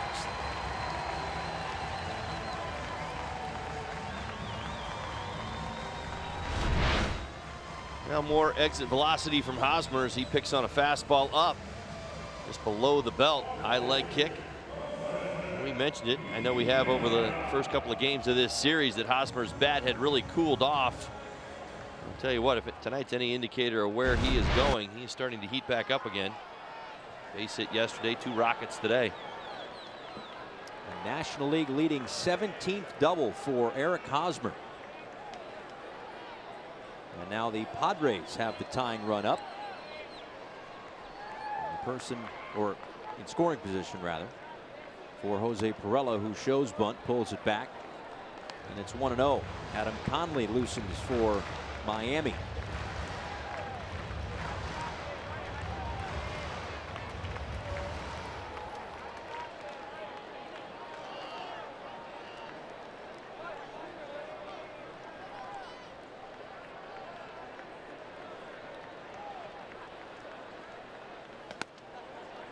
balls and no strikes. Australia able to keep one of the hot Padres hitters down so far tonight. Perella hit for his last 19 with 2 doubles. His last 5 ball games. He made a bid for a hit in the first inning. Yadiel Rivera took a hit away from him. Got to get the start at second base today. A diving stop up the middle. Both of these instances, Dan has really put himself into a bit of a bind with Hosmer, now Perella falling behind, really forcing himself to throw some of his secondary pitches in key spots.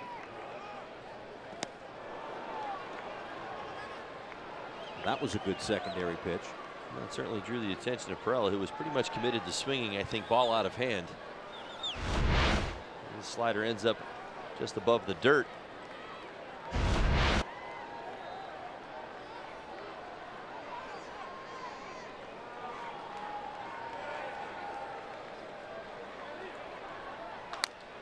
Chop to short. Riddle goes to third, and Anderson applies the tag. They get the lead runner. Well,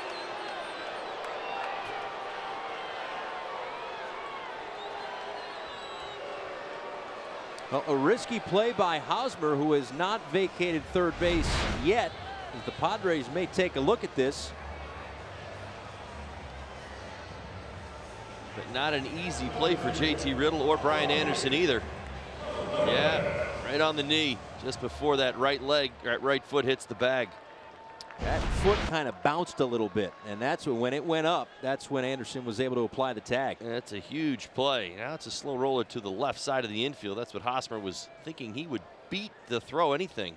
Maybe even that JT Riddle wouldn't assume that there could have been a play at third base.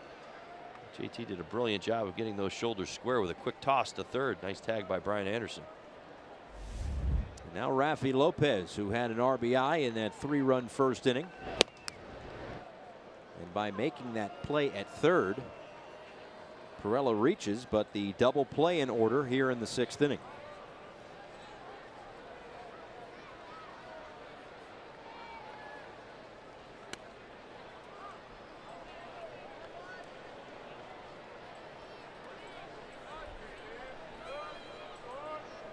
Australia at 98 pitches.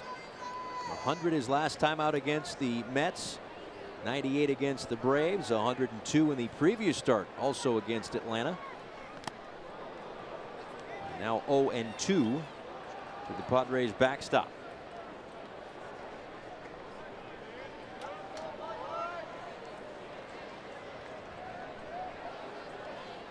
The 3 men on the right side of the infield with the 0-2 count on Lopez.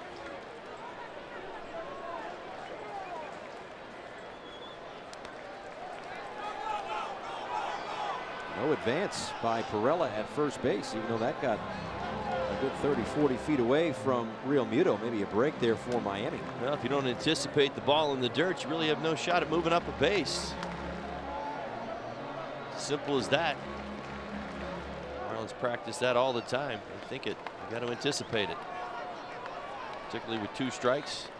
Pitchers looking for the knockout pitch typically go to the bottom of the zone. You've got to be ready.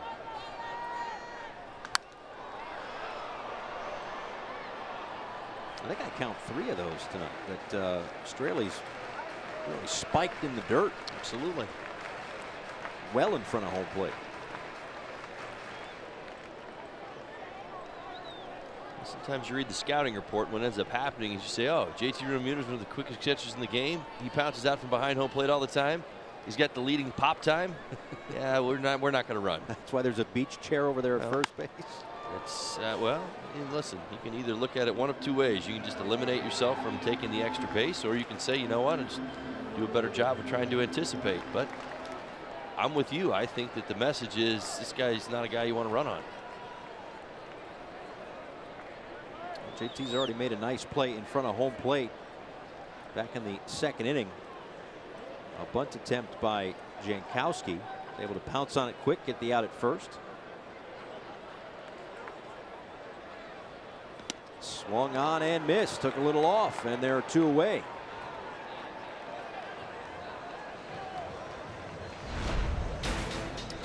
flash you back this day in Marlins history. In 1995, Chris Hammond, the first pitcher since 1986 to hit a grand slam against the Houston Astros.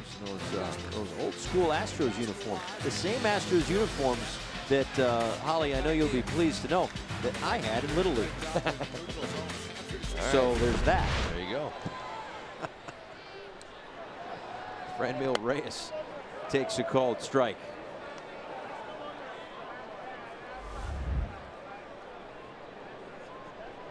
Four strikeouts tonight for Straley, who has a 4-3 lead. Doing a great job keeping the team in the game after giving up 3 runs in the first. Marlins answered back with 1 in the 4th inning on a double play ball that scored a run, and then 3 in the 6th.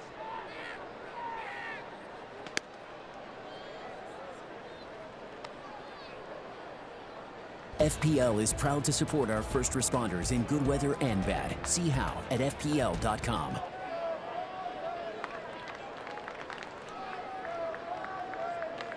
Two outs in the bottom of the 6th inning.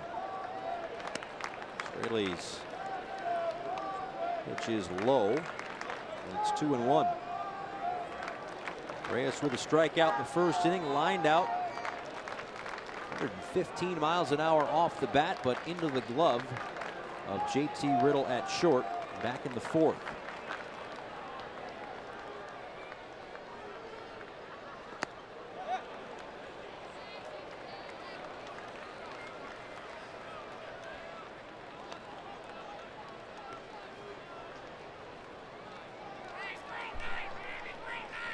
Simber up in the Padres bullpen.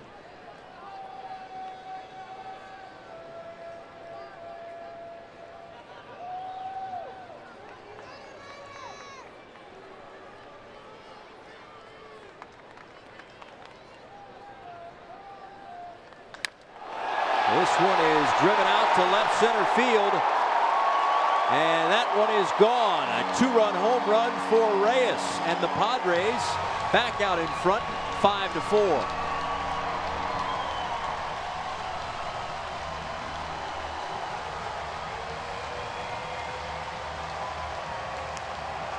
Well, Paul, so much to do about the slider tonight. My goodness.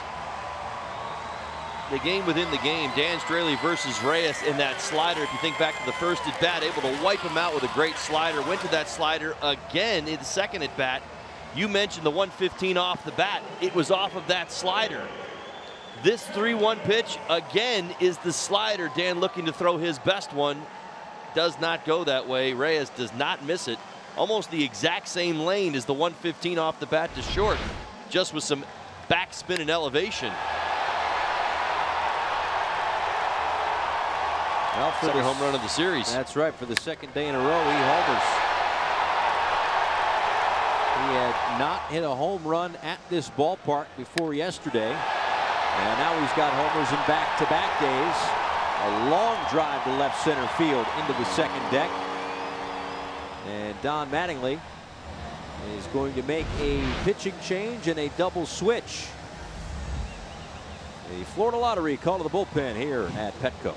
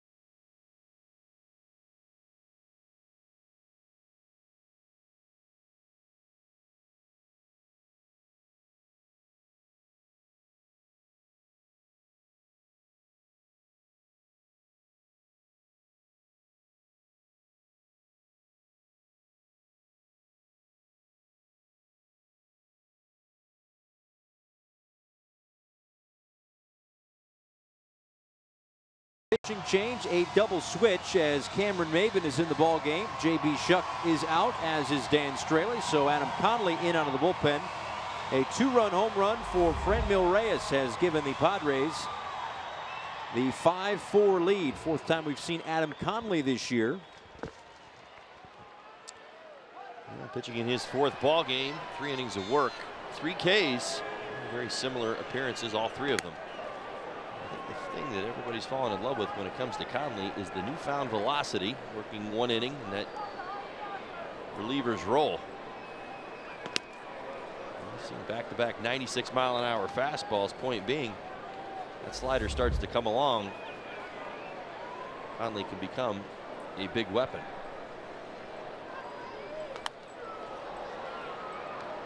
Fouled back off the bat of Freddie Galvis, and I've heard some comparisons, people throwing it out there, that maybe Adam Conley can be what Andrew Miller has been the last couple of years. Velocity-wise in the fastball, he's got to come up with the slider, though. Let's not kid ourselves here. Very Andrew true. Miller has got one of the most lethal sliders there is in the sport. Conley can get, say, 3/4 of the way there. I'm with you. I'm on board. But until that happens, I mean, that's really what it's been. For how Andrew Miller is used. I love it. The comparison's there because you see the mechanics, you see the body size, you see even some of the body language, the ability to kind of cut across his body at 96 miles an hour. But you got to have this bad boy to go along with it. Talking about the slider. Swung on and missed. 96 miles an hour gets Galvis to end the 6th inning. But Straley gives up the home run to Reyes. And the Padres have a 5-4 lead as we go to the 7th at Petco.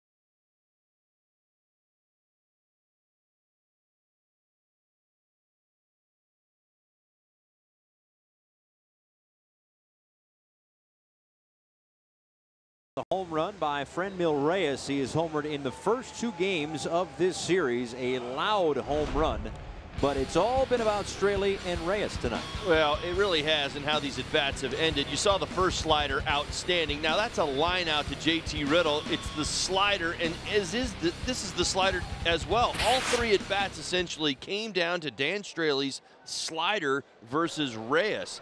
Pretty impressive stuff early, not so much late. The young man able to get a pitch he can hammer 442 feet, 110 miles an hour on that home run from Reyes. Matt Caesar in the ball game. Travis Jankowski moving over to right field as Adam Simber takes over. 23rd game for him. 22 games, 2-2 record, 2 holds.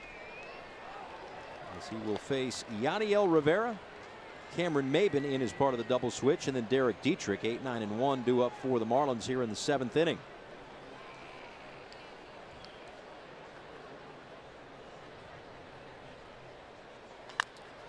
Right back to him. And 1 away here in the 7th.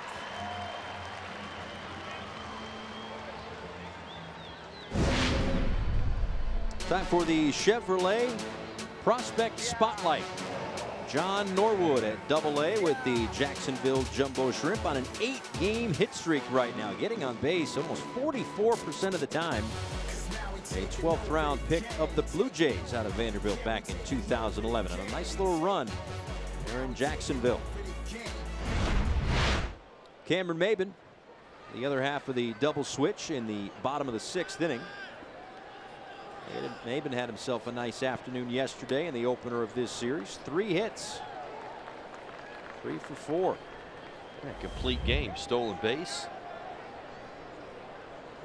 couple of runs, couple of RBIs. Real nice game for Cam.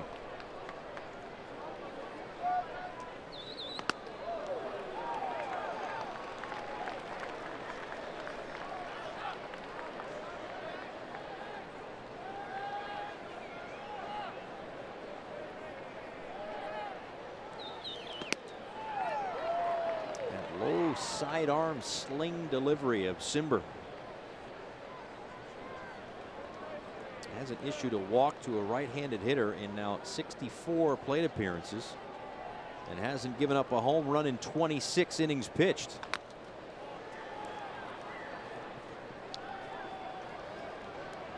Well, Maben's done a very nice job off the bench for Don Mattingly and the Marlins.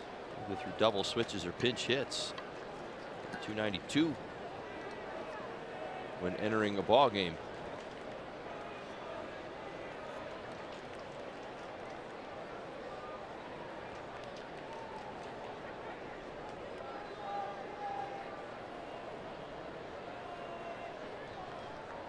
Tim Wallach talking with Miguel Rojas, maybe plotting out when we might see Miggy at some point.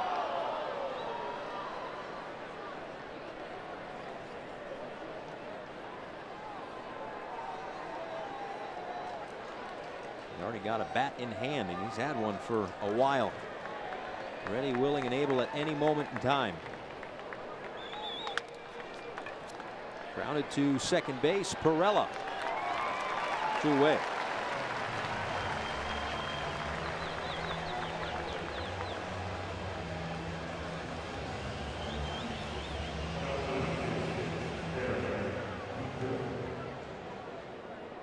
The bullpen a strength for this San Diego Padres team. 4th in the National League when it comes to ERA.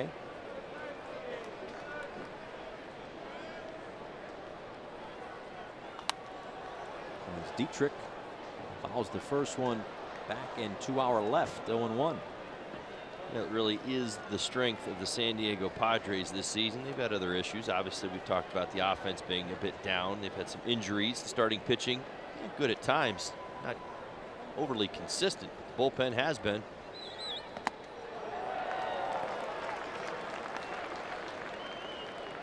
That's why you saw Tyson Ross coming out of the game as early as he did. I think we were probably a bit surprised, anticipating another 100-pitch outing, and the conclusion of the 6th inning. At 87 pitches, thought there was another 30 in the arm there. Part of that is, I think Andy Green is like, I got to get into my my advantage as quickly as possible, which is the bullpen. Brad Hand, 8 games of multiple innings. An inning and a third or more. And 8 of them. May be an opportunity for him to do that tonight.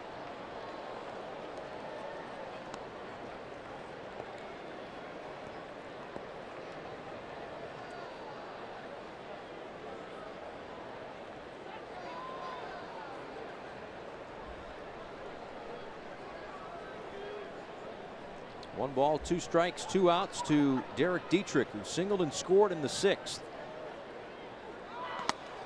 Swung on and missed, strike 3. It's a 1-2-3 7th for Simber. Stretch time here at Petco Park in a 1-run game.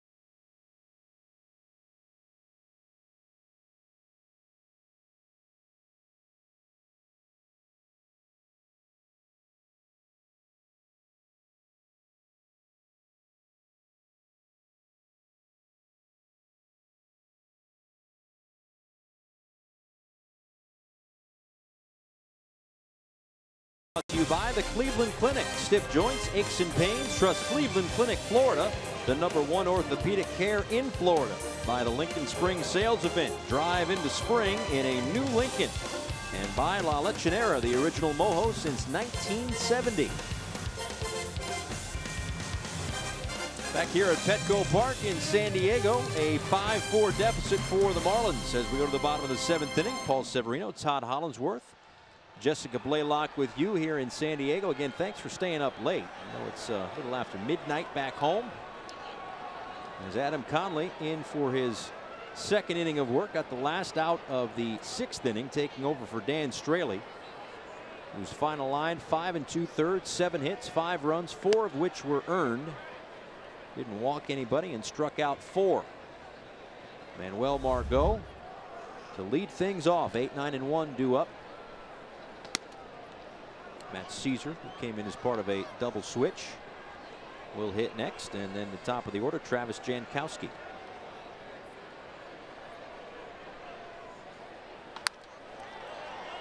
To Riddle at short. Let's check in with Jessica Blaylock.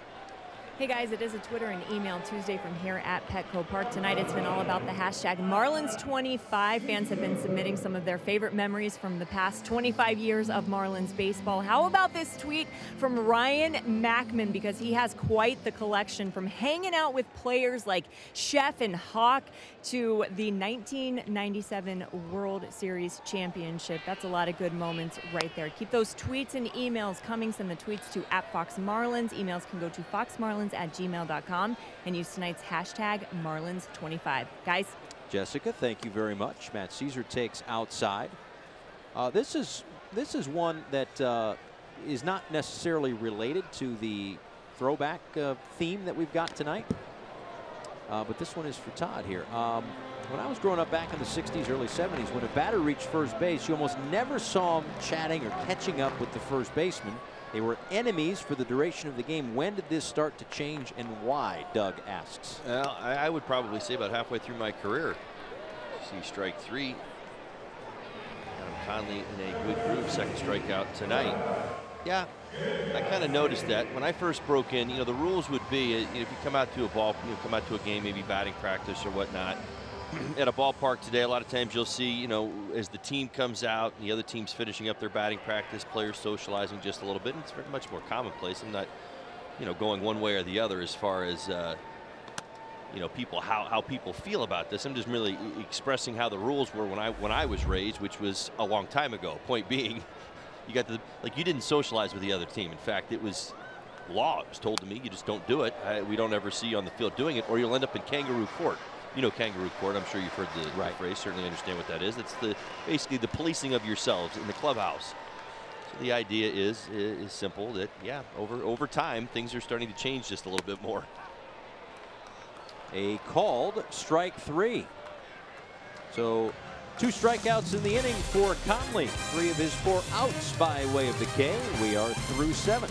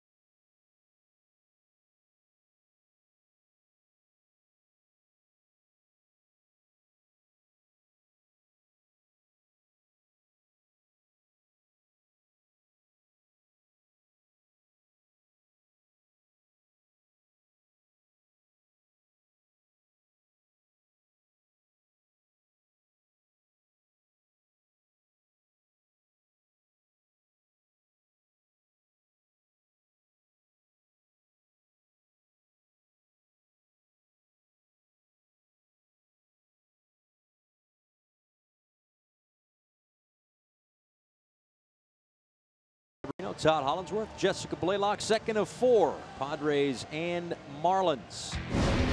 Time for the Toyota Inside Look. Talked a lot about rookies and exactly how it's all worked out for these two clubs. Two of the top rookies in a number of different categories. Christian Villanueva with the home runs. Brian Anderson with just about everything else. Just a bunch of 1, 2s, and 3s all over the place. That's all. Kind of explains things, right? That's right. And a lot of that is has come from Brian Anderson, who may get a chance to face Brad Hand in this inning.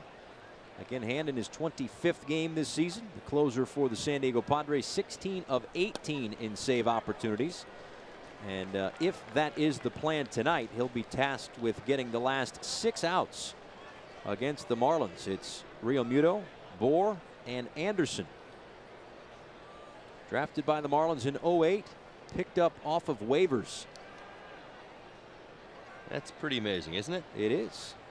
It seems like he was the guy that was definitely out of town last year at the deadline, and the Padres didn't like whatever offers were sent their way, so he is still here. And now the questions will begin again with the trade deadline coming up in a couple of months. But for right now, Padres are happy to have him.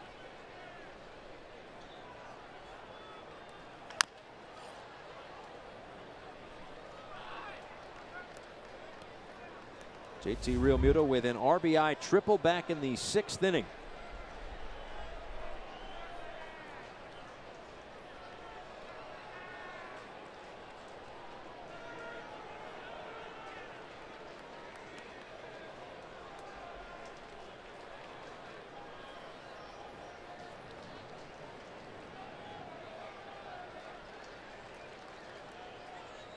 And waits and finally delivers the pitch. Low and away. 2 balls and 2 strikes. Well, if you're picking up on it already, it's not just JT Realmuto who's in the box, although most tend to pitch him quite carefully. Brad Hand is all about his slider.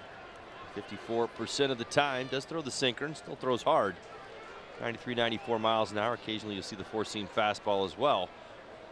That slider more than half the time. That one at 95 to retire JT. 1 away.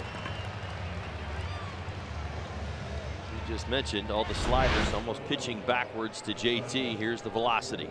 95 miles an hour. Tough arm angle. Keeps that front side closed. Hides the ball well.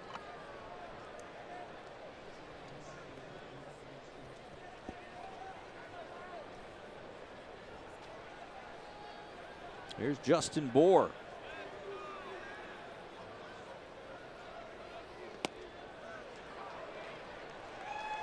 A single in the 1st inning, a double and a run scored in the 4th for Bohr. His 7th multi-hit game this year. 1 for 2 with an RBI and a strikeout in his career against Brad Hand.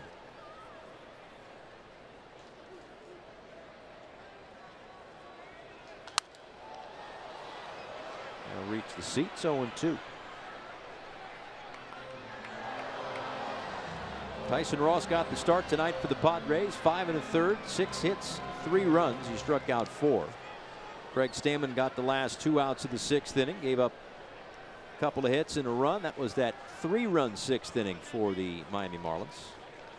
Simber a strikeout in his inning of work in the 7th. And now Brad Hand, the closer, on in the 8th.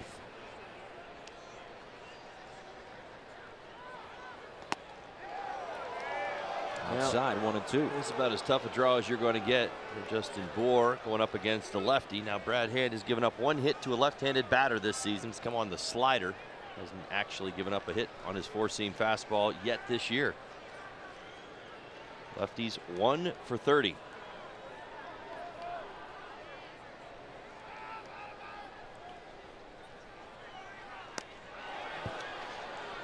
Did he go? He did not.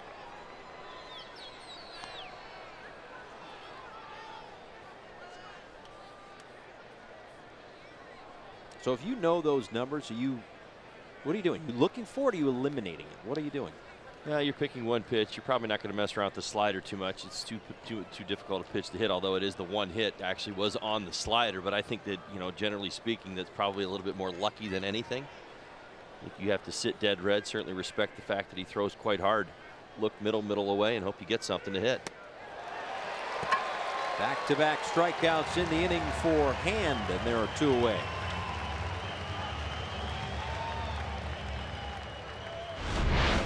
Well, Padres fans giving him a big hand. First 2 strikeouts. More dangerous hitters in this Marlins lineup.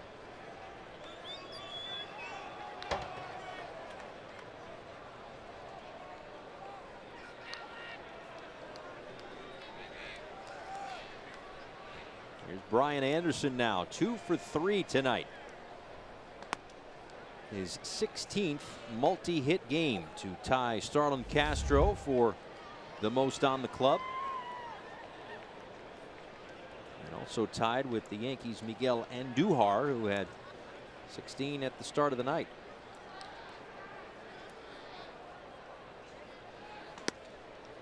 But Andujar had a couple of hits in the 6-5 extra inning win as Teheran Guerrero loosens up. Boy, the Astros and the Yankees, when they get together right now, that's like must-see TV. 6-5 and 10. Really just, it's been an extension of that American League Championship Series. Well, as it should be, I'll tell you. The Yankees now 34 and 17 on the season. The Astros 35 and 21. I was looking at some numbers from the Astros today. I mean, they are on a mission. It's hard to. They've given up the fewest runs in baseball, yet they're one of the top 3 teams in scoring runs.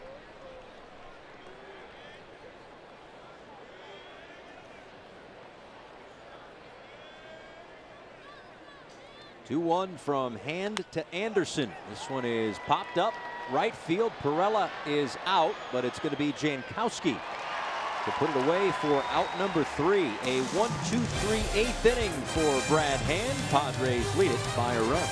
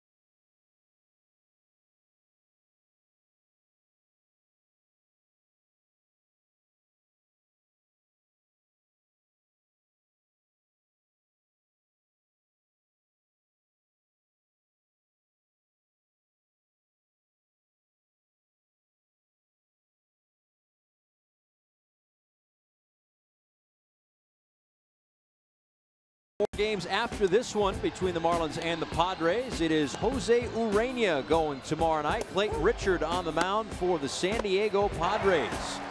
Marlins Live starts at 9:30 Eastern Time. First pitch a little after 10 o'clock. Still looking for win number 1 this year for Jose Urena.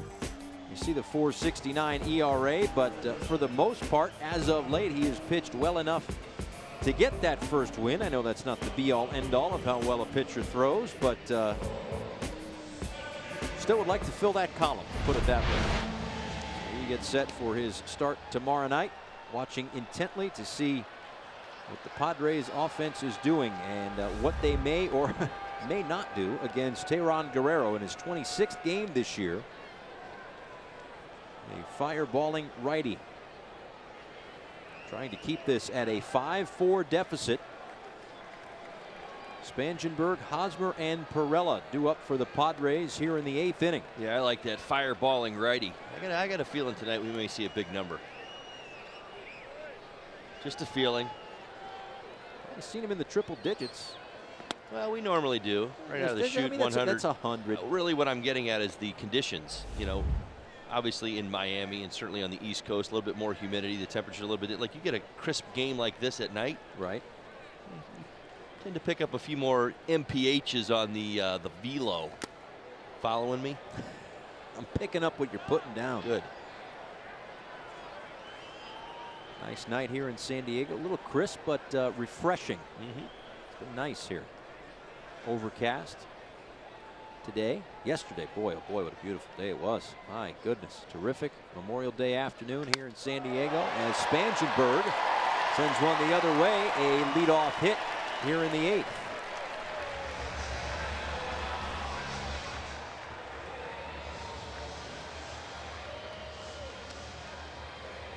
MLB At Bat is your #1 app for Marlins baseball. Customize your experience to catch every moment this season.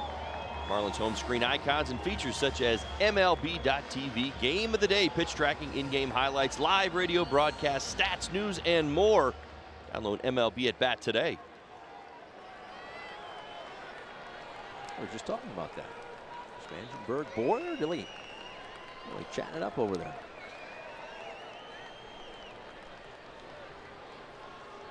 Here's Eric Hosmer.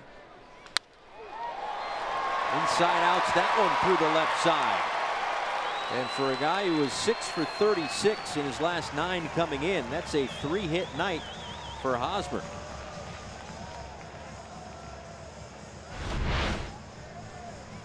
Well, the velocity gets the best of Hosmer. He's able to get it through the right side. He broke his bat on that one. To your point, 3rd hit of the night. No messing around. It's kind of interesting to me. It seems to me the Padres kind of are following the scouting reports that they're getting, almost executing them, immediately. They know Guerrero throws hard. They haven't seen him before. Nobody's taking a pitch. Everybody's coming out swinging the bat right out of the gate. Guerrero may have to go to that slider just to keep everybody off balance a little bit more. Use a strikeout or a ground ball right here. That one in the dirt. Nice job to keep it in front by Real Muto. A ball and no strikes to Jose Perella with Corey Spangenberg on at second. Hosmer over at first.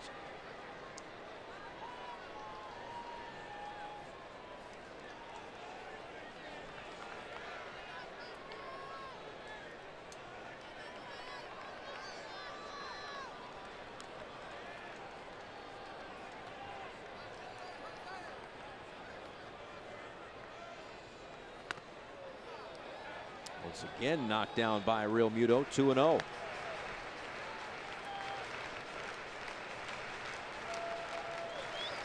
I guess there's an advantage because Real Muto knows what pitch is coming, but the reaction time for the catcher is not much more than it is for the hitter.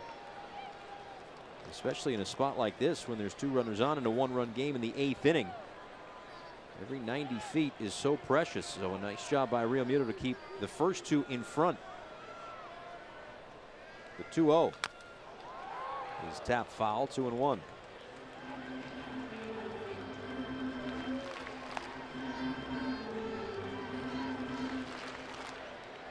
Perella signed by the Yankees as a non-drafted free agent in 2006, traded to the Padres in November 2015.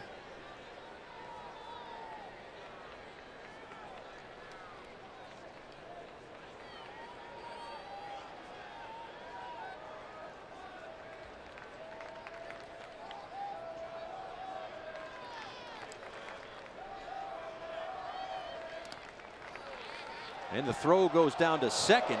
Leaping to keep it on the infield is Yadiel Rivera.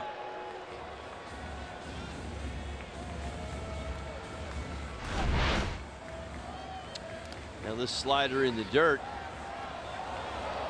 Picked nicely by JT Real Muto. Quick throw down to second. Almost ended up in center field. We talk about that aggressive base running throughout the first couple of games. Spangenberg there tried to anticipate the ball in the dirt and almost caught him off second base.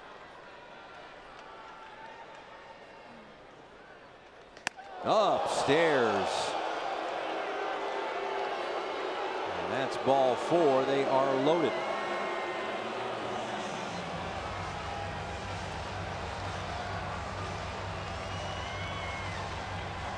2 base hits the other way and a walk. That's the first walk issued by Marlins pitchers tonight. Straley went the first 5 2/3, didn't walk anybody. An inning in the 3rd for Adam Conley, no walks, and now Juan Nieves out to talk with Theron Guerrero.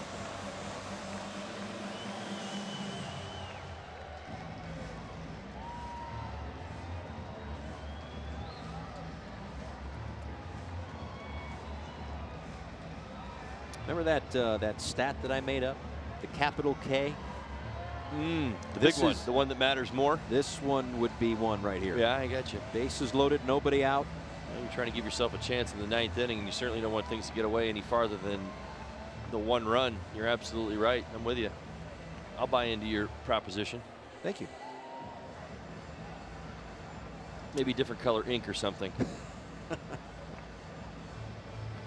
I'm not quite certain what is going on here, but Alfonso Marquez, the crew chief, in to talk with the manager Andy Green.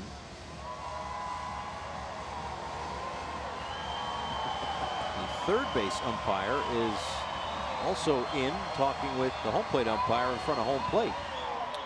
Well, just to kind of take us back to yesterday's ball game, I know that we had a moment where Don Mattingly kind of busted out of the dugout yesterday and was furious with the umpires on the field. We came to find out that they were upset about enough time for the review. Don Mattingly's making his way out. I know it's been an oddity. I know the fans at home, Marlins fans, probably wondering what's going on. We're doing our best to kind of keep you up to date. You kind of see Marquez's hand, you know, start the clock or whatever the case may be, kind of keeping the game rolling. That's exactly what happened yesterday. I know we didn't necessarily pay that off. Yeah, we didn't even know till after the game. Right. Well, Don Mattingly was very, very upset because he wanted a few more seconds to see the replay, I believe it was, right? You have 10 seconds after it happened and felt like he had been a little shortchanged. He was rather heated. Well, the guessing game continues. I'm not quite certain what the holdup is right now, but we've got Guerrero throwing tosses to stay loose. It may have something to do with the Padres bullpen phone, not 100% sure.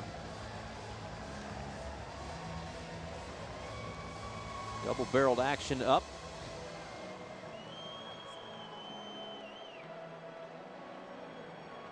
Yeah, I'm at a loss.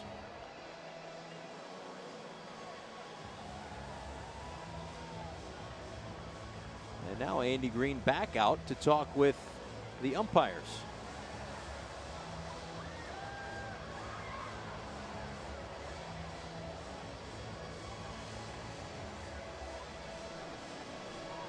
You're right.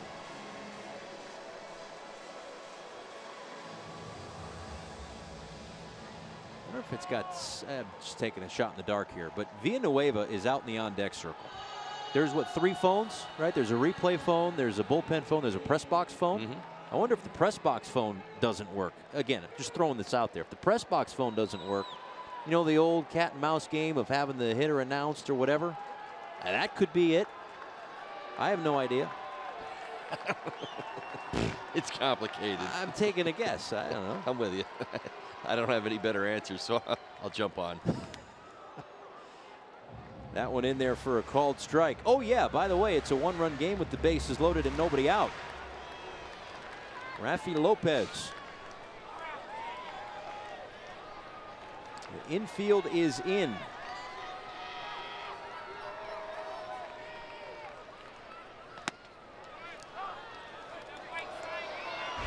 And 0-2.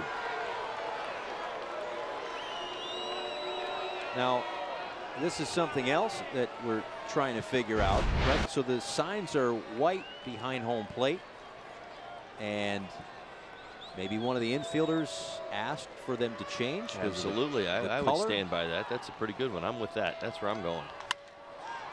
I changed my vote. I loved your effort, but I'm And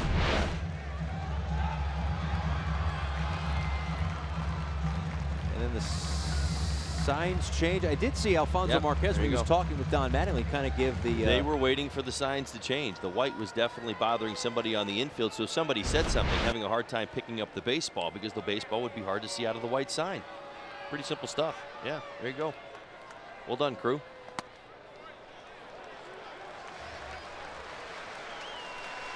See what happens? We put our minds together. Folks in the truck figure it out. That's what trust the people behind the mics. That's right, not us. Yeah, the other farther mics, behind, the right? mics that like are in our ears. Down the line, right?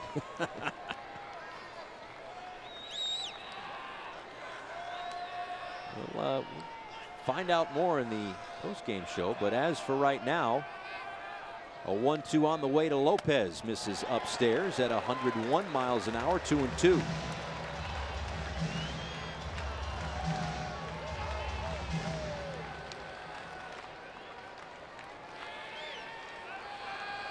Spangenberg led off the inning with a base hit. Hosmer a base hit. And Perella the walk. And now 3 balls and 2 strikes. Yeah, and you start to see what's happening. Some of the arms in the Marlins bullpen when those sliders don't exist. When your fastball command gets away from you, you really have nowhere else to go. You become highly predictable, and the hitters now are sitting on fastballs all the time. And for Guerrero, he's only thrown 1 slider in this sequence. He bounced it. JT picked it. 3-2 with nowhere to put Lopez. And it's 6-4 San Diego.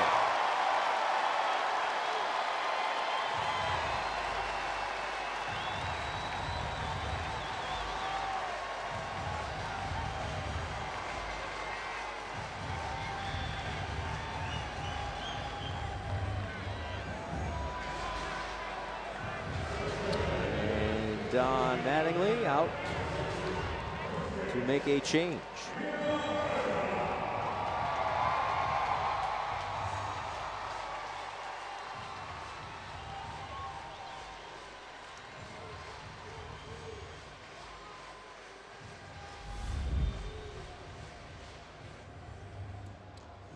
So that is going to lead to another Florida Lottery call to the bullpen. A run in on a bases loaded walk. It'll be Harlan Garcia out of the Marlins pen.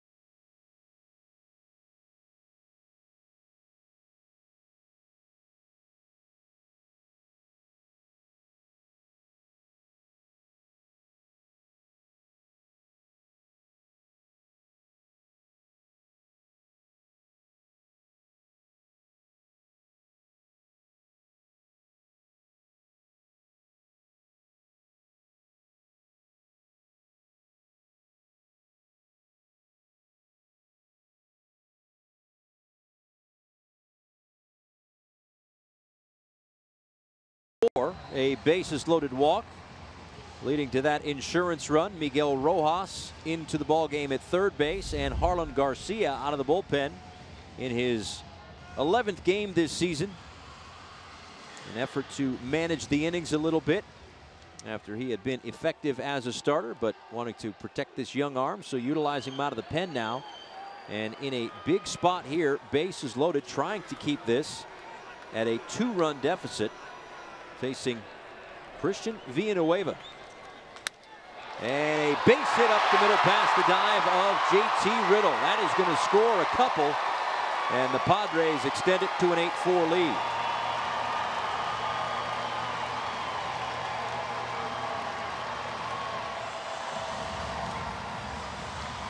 Now, in the first inning, 3 consecutive hitters to start the game reached base. It turned into a big first inning as 3 runs would score. Here in the 8th inning, similar things starting to happen. 5 consecutive Padres have now reached base. As Villanueva wastes no time jumping on the first pitch. And we're right back through the box.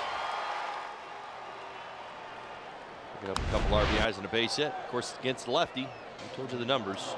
Should have seen it coming. Yeah, 18th RBI, 17th and 18th RBI versus the lefties, along with 10 home runs and a batting average well above 350.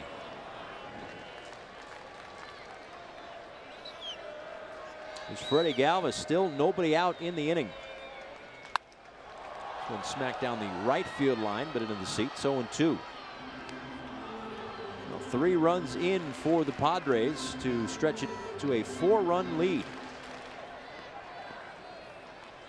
As Ali mentioned, they scored 3 in the first. Marlins got 1 back in the 4th.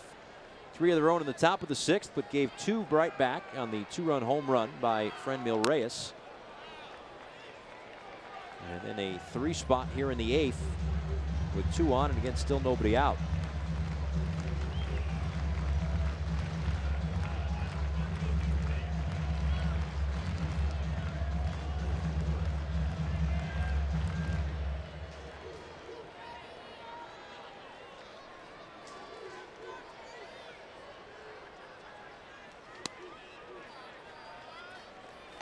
Well, the runner on second is Rafi Lopez. He belongs to Teheran Guerrero, who didn't register an out. Couple of hits at the moment. 3 runs, 2 walks.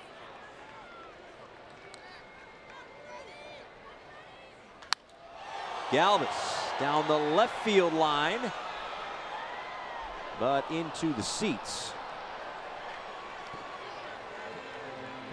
Fell shy of the Western Metal Supply Company building.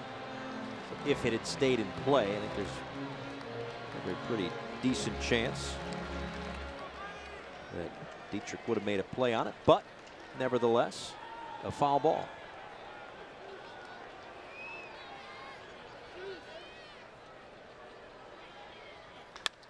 Out to center field, Brinson. Off his glove. 1 run is going to come around to score. Villanueva moves up to second. And it's now 9-4 Padres.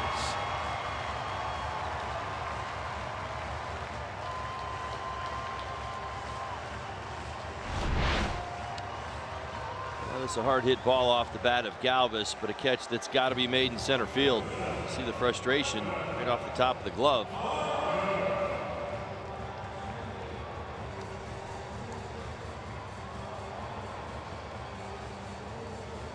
Padres pick up another run, and this inning is getting out of hand.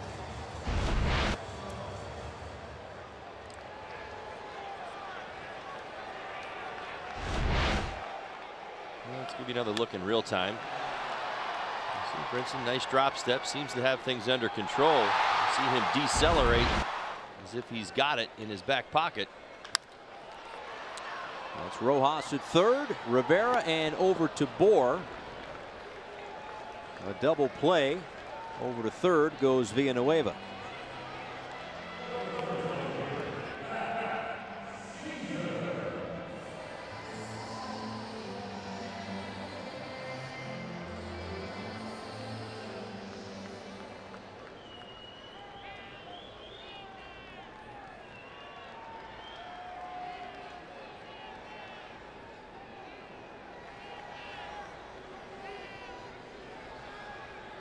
Here's Matt Caesar at his first at bat in the 7th inning.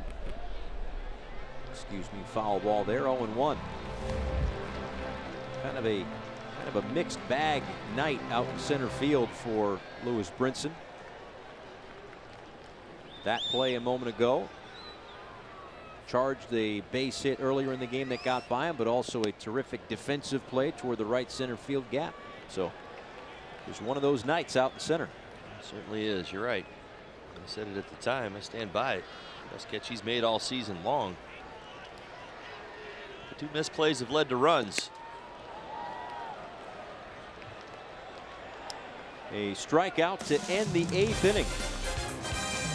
9-4 as we go to the 9th.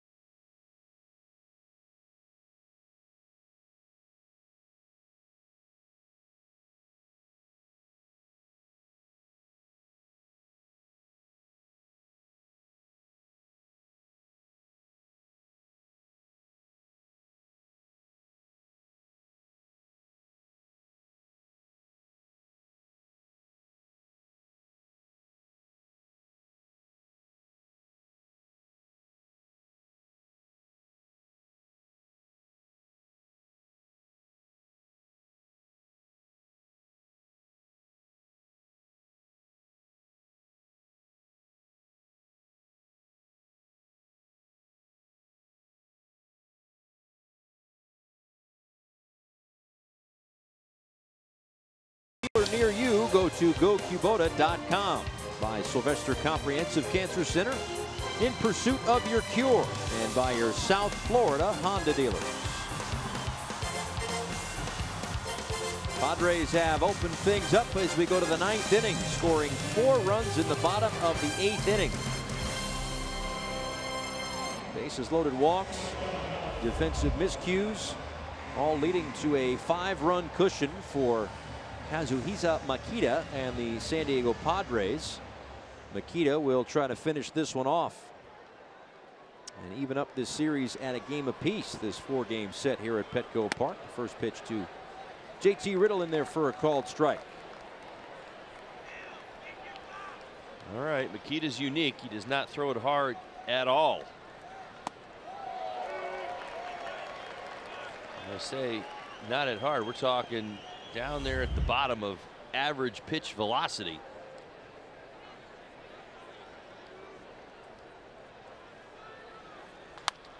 Out to center field and sliding, and Margot unable to come up with it. Riddle is on his way to second, and now to third. He's going to get waved around by Freddie Gonzalez. Here's the throw. Yeah. Not in time. JT Riddle. Well, that's one way to draw it up. This is amazing. His first hit as a big leaguer last year. I mean, the ball bounced in the dirt. He hit almost like a check swing roller. How about his first hit of 2018? All right, everything's right in the world now. All right, here you go. Line drive to center field. Margot goes shoestring catch. You make it, great. You miss it, uh-oh. Here's your uh-oh. Well, that is a terrific way to start the inning. I'll tell you what, his 2 big league seasons, he's had quite an introduction as far as the first hit is concerned.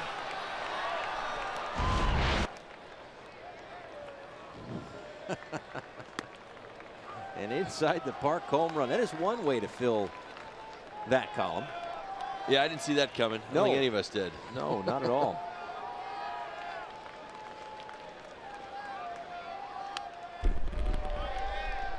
You know, I think if you, in this day and age of StatCast, as we watch Makita work, if you wanted to count the revolutions, you might be able to catch the spin rate on this guy. It's coming in rather slow. Yeah, I don't think there's a spin rate. I think he possesses enough velocity to really get there.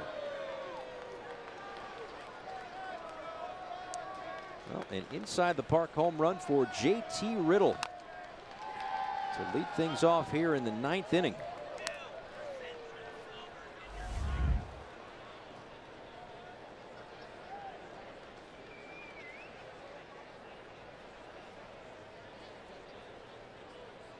But still some work to be done, down 4.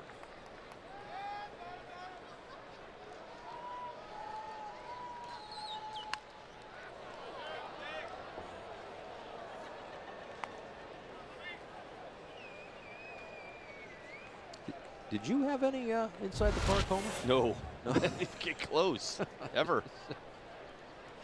I had some triples that were, pretty clean triples, as far as the stand up at the time, but nothing that would have warranted even consideration. This one into right field, and that is a sliding catch by Jankowski.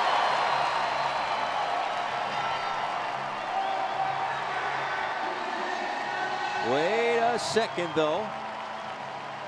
All right, there I stick my neck out so fast. I thought it bounced. Yeah, it did. Look at that. I think no doubt about it.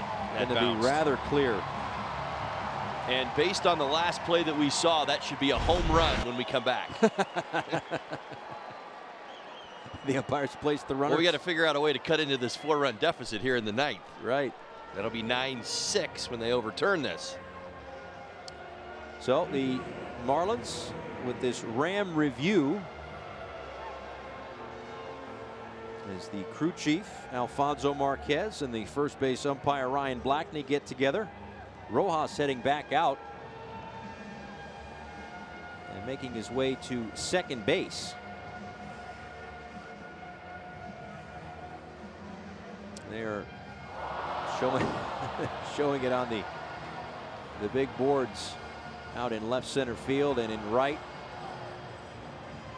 That's why you heard the collective "oh" here at Petco Park. Oh, and Alfonso Marquez is placing the runner back at first, and now Don Mattingly just wants a little clarification on that.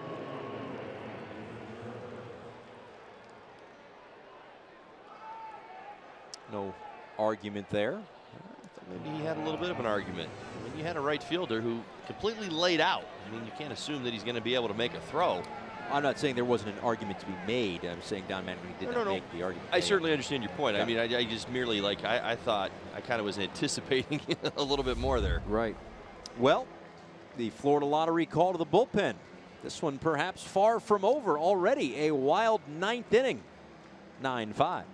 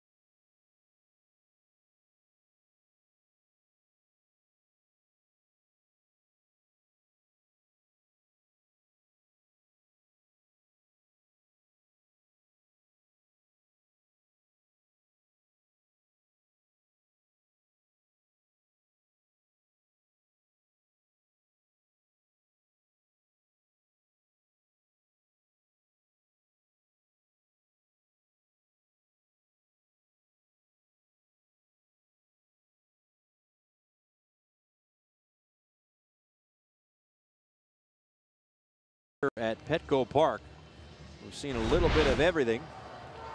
Right after the inside the park home run, there was this. And Miguel Rojas thought that ball was going to be caught, I assume. Kind of slow into first as Jankowski caught it, but it turns out it was a trap. And after review, he will stay at first base. And another pitcher for the Padres as Kirby Yates takes over in this his 21st game this season. Yeah, 1-1 in 39 career appearances here at Petco. He's done very, very well. 1 ERA this season.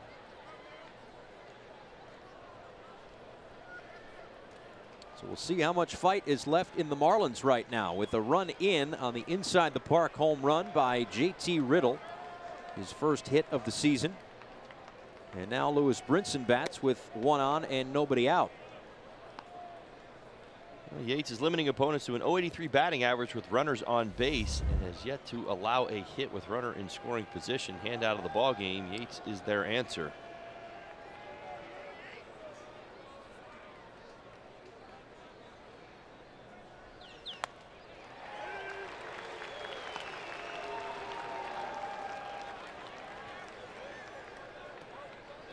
A ball and a strike to Brinson, who I'm sure would like to atone for the defensive miscue in the bottom of the 8th inning. Part of the reason why the Padres put 4 on the board in that 8th.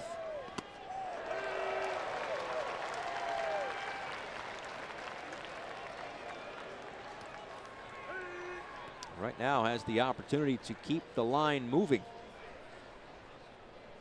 with Yadiel Rivera on deck.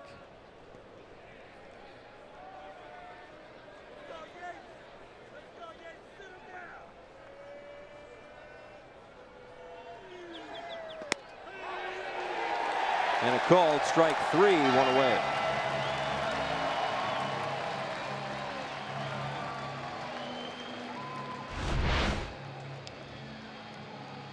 See the changeup from Yates, 88 miles an hour. He's unable to defend with 2 strikes. First out here in the 9th.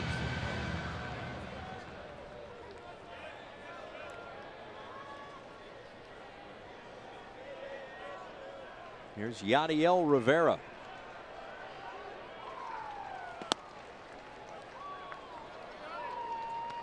Rivera strikeout in the 2nd, walked in the 5th, and grounded back to the mound in the 7th.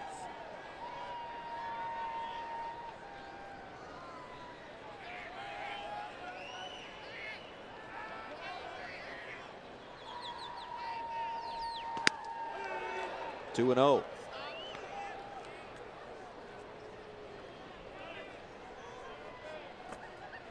Yates is the 6th pitcher of the night for the Padres. Four-seam fastball, does have a slider, but typically leans on his split change, as I said.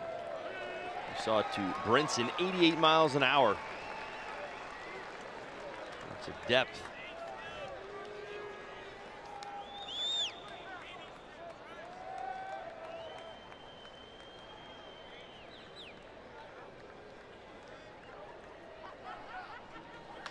The 2-1, chop to short. Galvis for 1. Perella can't get the throw off.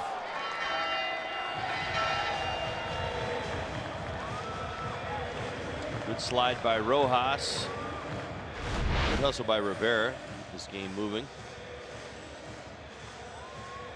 Good hard slide there. Keeps things in order. Certainly another opportunity for the Marlins to add on.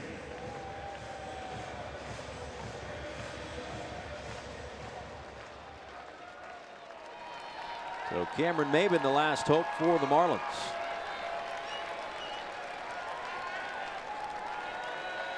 Maben entered the game, got his first at bat back in the 7th inning. They don't hold Rivera with a 4-run lead and 2 outs in the 9th.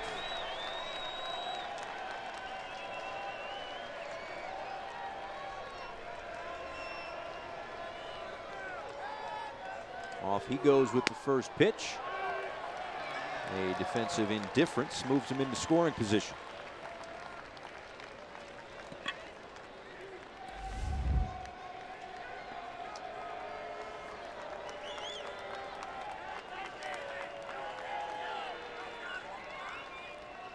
Franmil Reyes with a home run in this ball game turned a 4-3 deficit into a 5-4 lead for the Padres. That was back in the 6th inning.